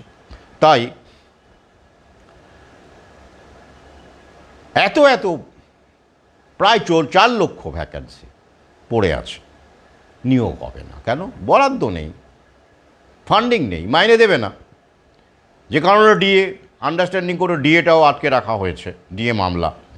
যে কারণে দুর্নীতির নাম করে সবাইকে একসঙ্গে নিয়ে আদালত, উকিল, রাজনৈতিক দল, মাননীয়া সবাইকে নিয়ে শিক্ষকদের মধ্যে ডিভাইড অ্যান্ড রুলের খেলা খেলে এই সব শুরু করা হয়েছে। তাই যারা চাকরি করার সুযোগ পাচ্ছেন 31শে ডিসেম্বর পর্যন্ত, তারা অ্যালার্ট থাকুন। কি পরীক্ষা দেয়, কি নোটিফিকেশন হয়, সেইখানে আপনারা যদি যোগ্যই হয়ে থাকেন, সত্যি যোগ্য তালিকায় হয়ে থাকেন, তাহলে আপনাদের আবার কেন পরীক্ষা দিতে হবে? প্রশ্নগুলো তুলবেন না? আপনারা বিভক্ত হয়ে গেছেন, আপনাদের ভাগ করা হয়েছে, তো এই সেগ্রিগেশন হয়েছে, তাহলে অন্তত এবার ভাগটাকে যখন ওরা করেছে, আপনাদের সংগঠন করেছে, তাহলে এবার এই প্রশ্নটা করুন। তাহলে তো আদালত জানতই কে অযোগ্য, কে যোগ্য, তাহলে কেন টোটাল প্যানেল ক্যান্সেল করলো? এবার প্রশ্নগুলো আসছে না, খেলাগুলো বুঝতে পারছেন না। তাহলে আপনারা যদি আনটেন্টেড হন, তাহলে কেন আপনাদের 31শে ডিসেম্বর পর্যন্তই চাকরি তারপরে কেন পরীক্ষা দিতে হবে কেন আপনাদের আবার, তাই না? তাহলে বলবে ফাউন্ড টু বি আনটেন্টেড, কীরকম দাঁড়ালো সব কিছু? না, বললাম না, ওই যে আর্টিকেল 21 ছাড়া এই ব্যাপারটাকে আটকানোর কোনো জায়গা নেই। কারণ সুনির্দিষ্ট কোনো দুর্নীতির প্রমাণই নেই কারো কাছে, ওরা সব মুছে দিয়েছে, সব ঘেঁটে দিয়ে করে দিয়েছে। তাহলে একমাত্র হচ্ছে মানবিক আবেদন, এটা আর্টিকেল 21। সেইটা যদি আপনাদের সংগঠনের কোনো উকিল কথা বলুন, যদি এই জায়গাটাকে প্লিট করতে পারেন, প্লিট থেকেই তো প্লিডার, তাহলে একটা আশা আছে। নইলে এই প্রশ্নগুলো কি তোলার উকিল আছে? যাকে আদালত গুরুত্ব দেয়, সব উকিলকে কিন্তু আদালত গুরুত্ব দেয় না, জানেন তো। বিচারপতিদের পছন্দের উকিল থাকে। যোগ্যই যদি হবেন তাহলে আবার পরীক্ষা দেবেন কেন? তাহলে খুলে বলুক আপনারা যোগ্য না অযোগ্য। আসলে ব্যাপার হলো আরেকটা খেলা খেলার জন্য ওরা পথ করে রাখলো। যাদেরকে এইভাবে বাদ দেওয়া গেল, ভাতা ধরিয়ে দেওয়া গেল, টেম্পোরারি করে দেওয়া গেল, এবার বাকিদেরকেও যাতে করে আগামীতে বাদ দিয়ে দেওয়া যায়, কমানো যায়, তার জন্য পরীক্ষার নাটক। আপনারা জানেন ওবিসি মামলা চলছে। আগামীতে খুব কম সময়ের মধ্যে এটা যে মিটে যাবে এমন কোনো জায়গা নেই, অর্থাৎ নিয়োগ হবে না, নিয়োগের ওপর স্টে আছে। এই কারণেই মামলাটা করা হয়েছে, প্ল্যান মাফিক করা হয়েছে। তাহলে পরীক্ষা দিলে যদি আপনি কথায় কথায় বললাম আপনি পাশ করলেন, রেজাল্ট বের করবে না। 2023 রেজাল্টই বের করা হচ্ছে না, কারণ ওই যে মামলা আছে বলে। রেজাল্ট বের করে কী হবে? তাহলে নিয়োগ করতে হবে, নিয়োগ তো করা যাবে না। তাহলে এই পরীক্ষার যদি এই মামলা না মিটে যায়, তাহলে এই পরীক্ষা সত্য সাপেক্ষে যদি নেয়ও, টাকা উপার্জন করবে শাসক দল। আর কি হবে? আপনাদের চাকরি বাকরি হবে না, ঝুলিয়ে রাখবে, ঝুলেই থাকবে, ঝুলতেই থাকবে। তাই সতর্ক থাকুন। ঐক্যবদ্ধ হয়ে লড়ার সম্ভাবনা নেই, তবুও আমি আমার কর্তব্য আগে যেমন বলেছিলাম বলবো, ঐক্যবদ্ধ লড়াই করুন। ঐক্যবদ্ধ লড়াই করলে যদি হতো লড়াইটা, তাহলে কিছুই বন্ধ করতে পারতেন। কিন্তু ওই যে এত ভাগ, ডিভাইড অ্যান্ড রুল, সে খেলায় চলছে। আজ এই পর্যন্তই। শুভরাত্রি জানাই।